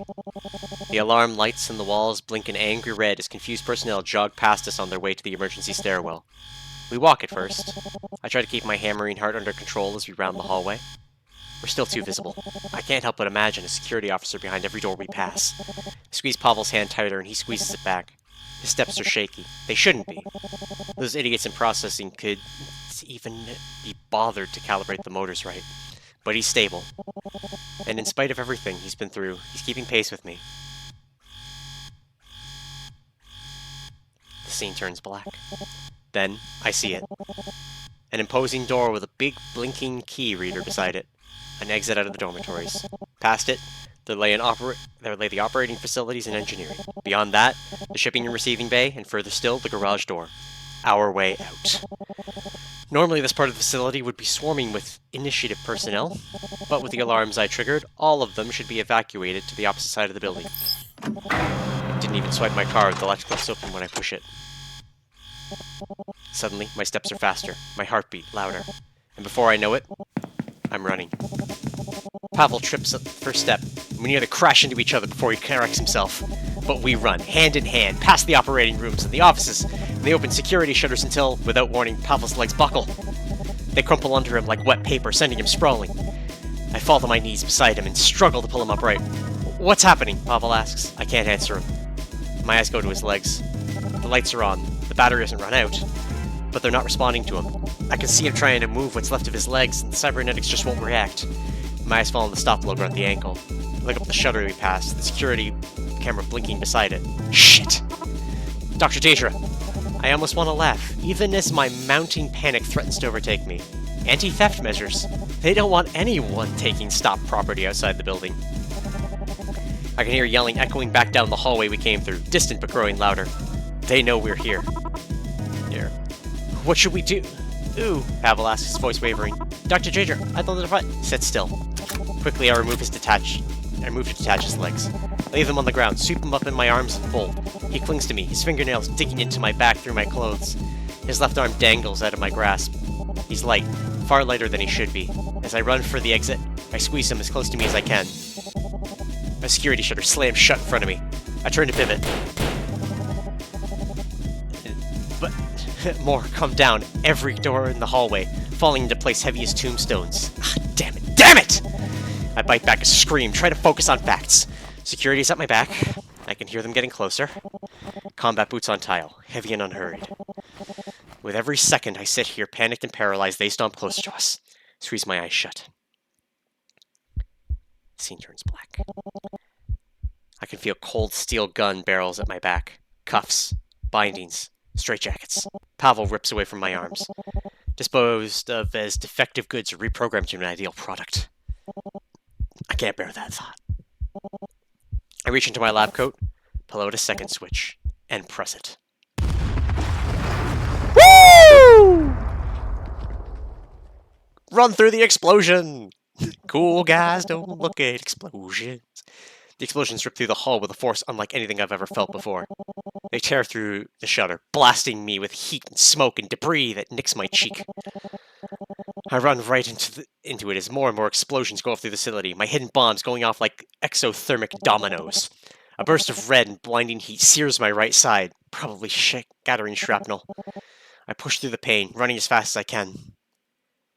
A close-up of Dedra is shown, just intensely focused on breaking Pavel out. My ears ring, my muscles scream, my throat stings. All that there is heat and ash and pain, until finally.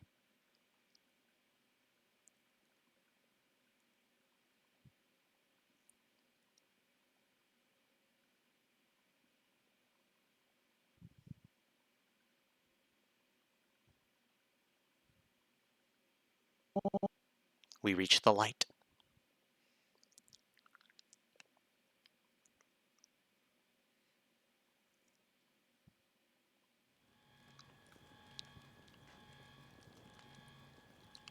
Damn.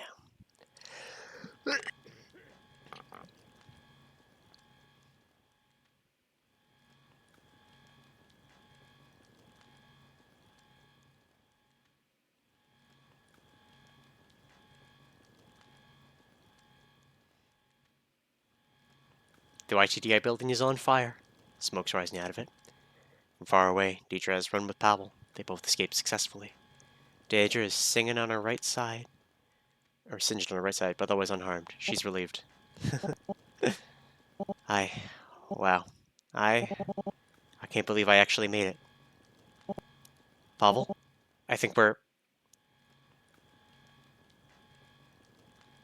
Deidre opens her eyes and looks down.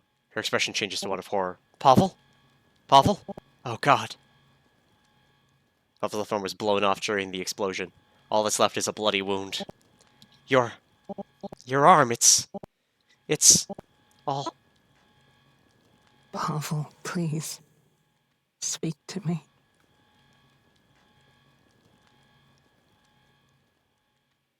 Blue. What? The sky. It's so blue. Although Deidre is crying over Pavel, Pavel doesn't seem bothered by his massive wound. Instead, he gazes in awe at the sky. I haven't seen it in so long. You're hurting. Please don't push yourself. You're already bleeding so much. But I'll live. I'm no longer there. The sun is shown in the sky. It's perfect, bright blue with beautiful white clouds. I'm free now, aren't I? Yes. Yes. You are. Pavel reaches out to the sky with one good hand. Finally, his future is within his own grasp. it was his birthday.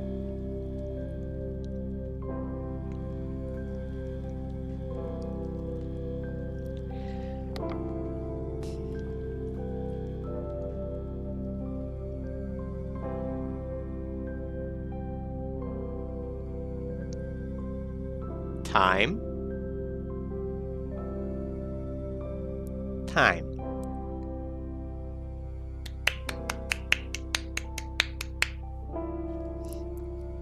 This was a lovely 2 hours. Oh.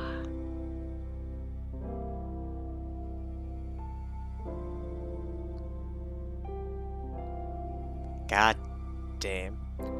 Honestly, just a story and voicing with Phoebe. Good job, Phoebe.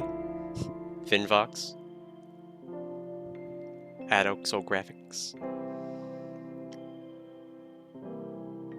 Special thanks. Will the name I typed at the beginning be here? Probably not. Maybe.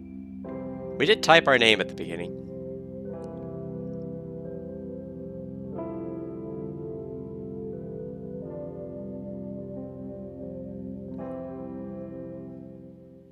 Bonus content unlocked? What do you mean?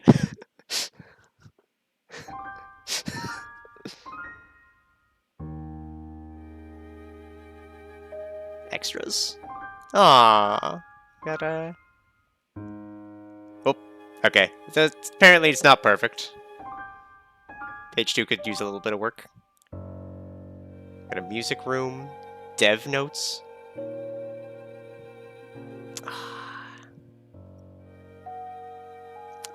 I kind of want to read them. I do have to go pick something up, though. But damn. That was good. You can see the extras for yourselves. The game is free on Steam.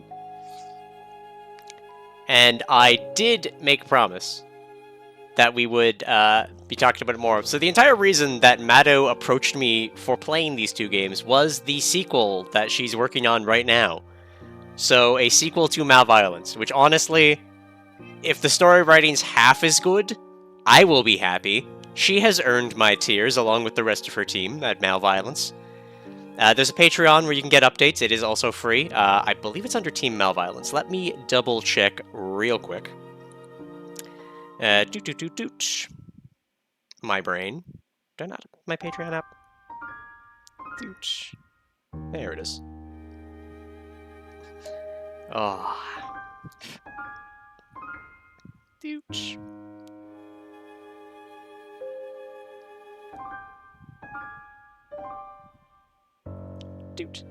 Yes, it's under the Violence series on Patreon. So look it up.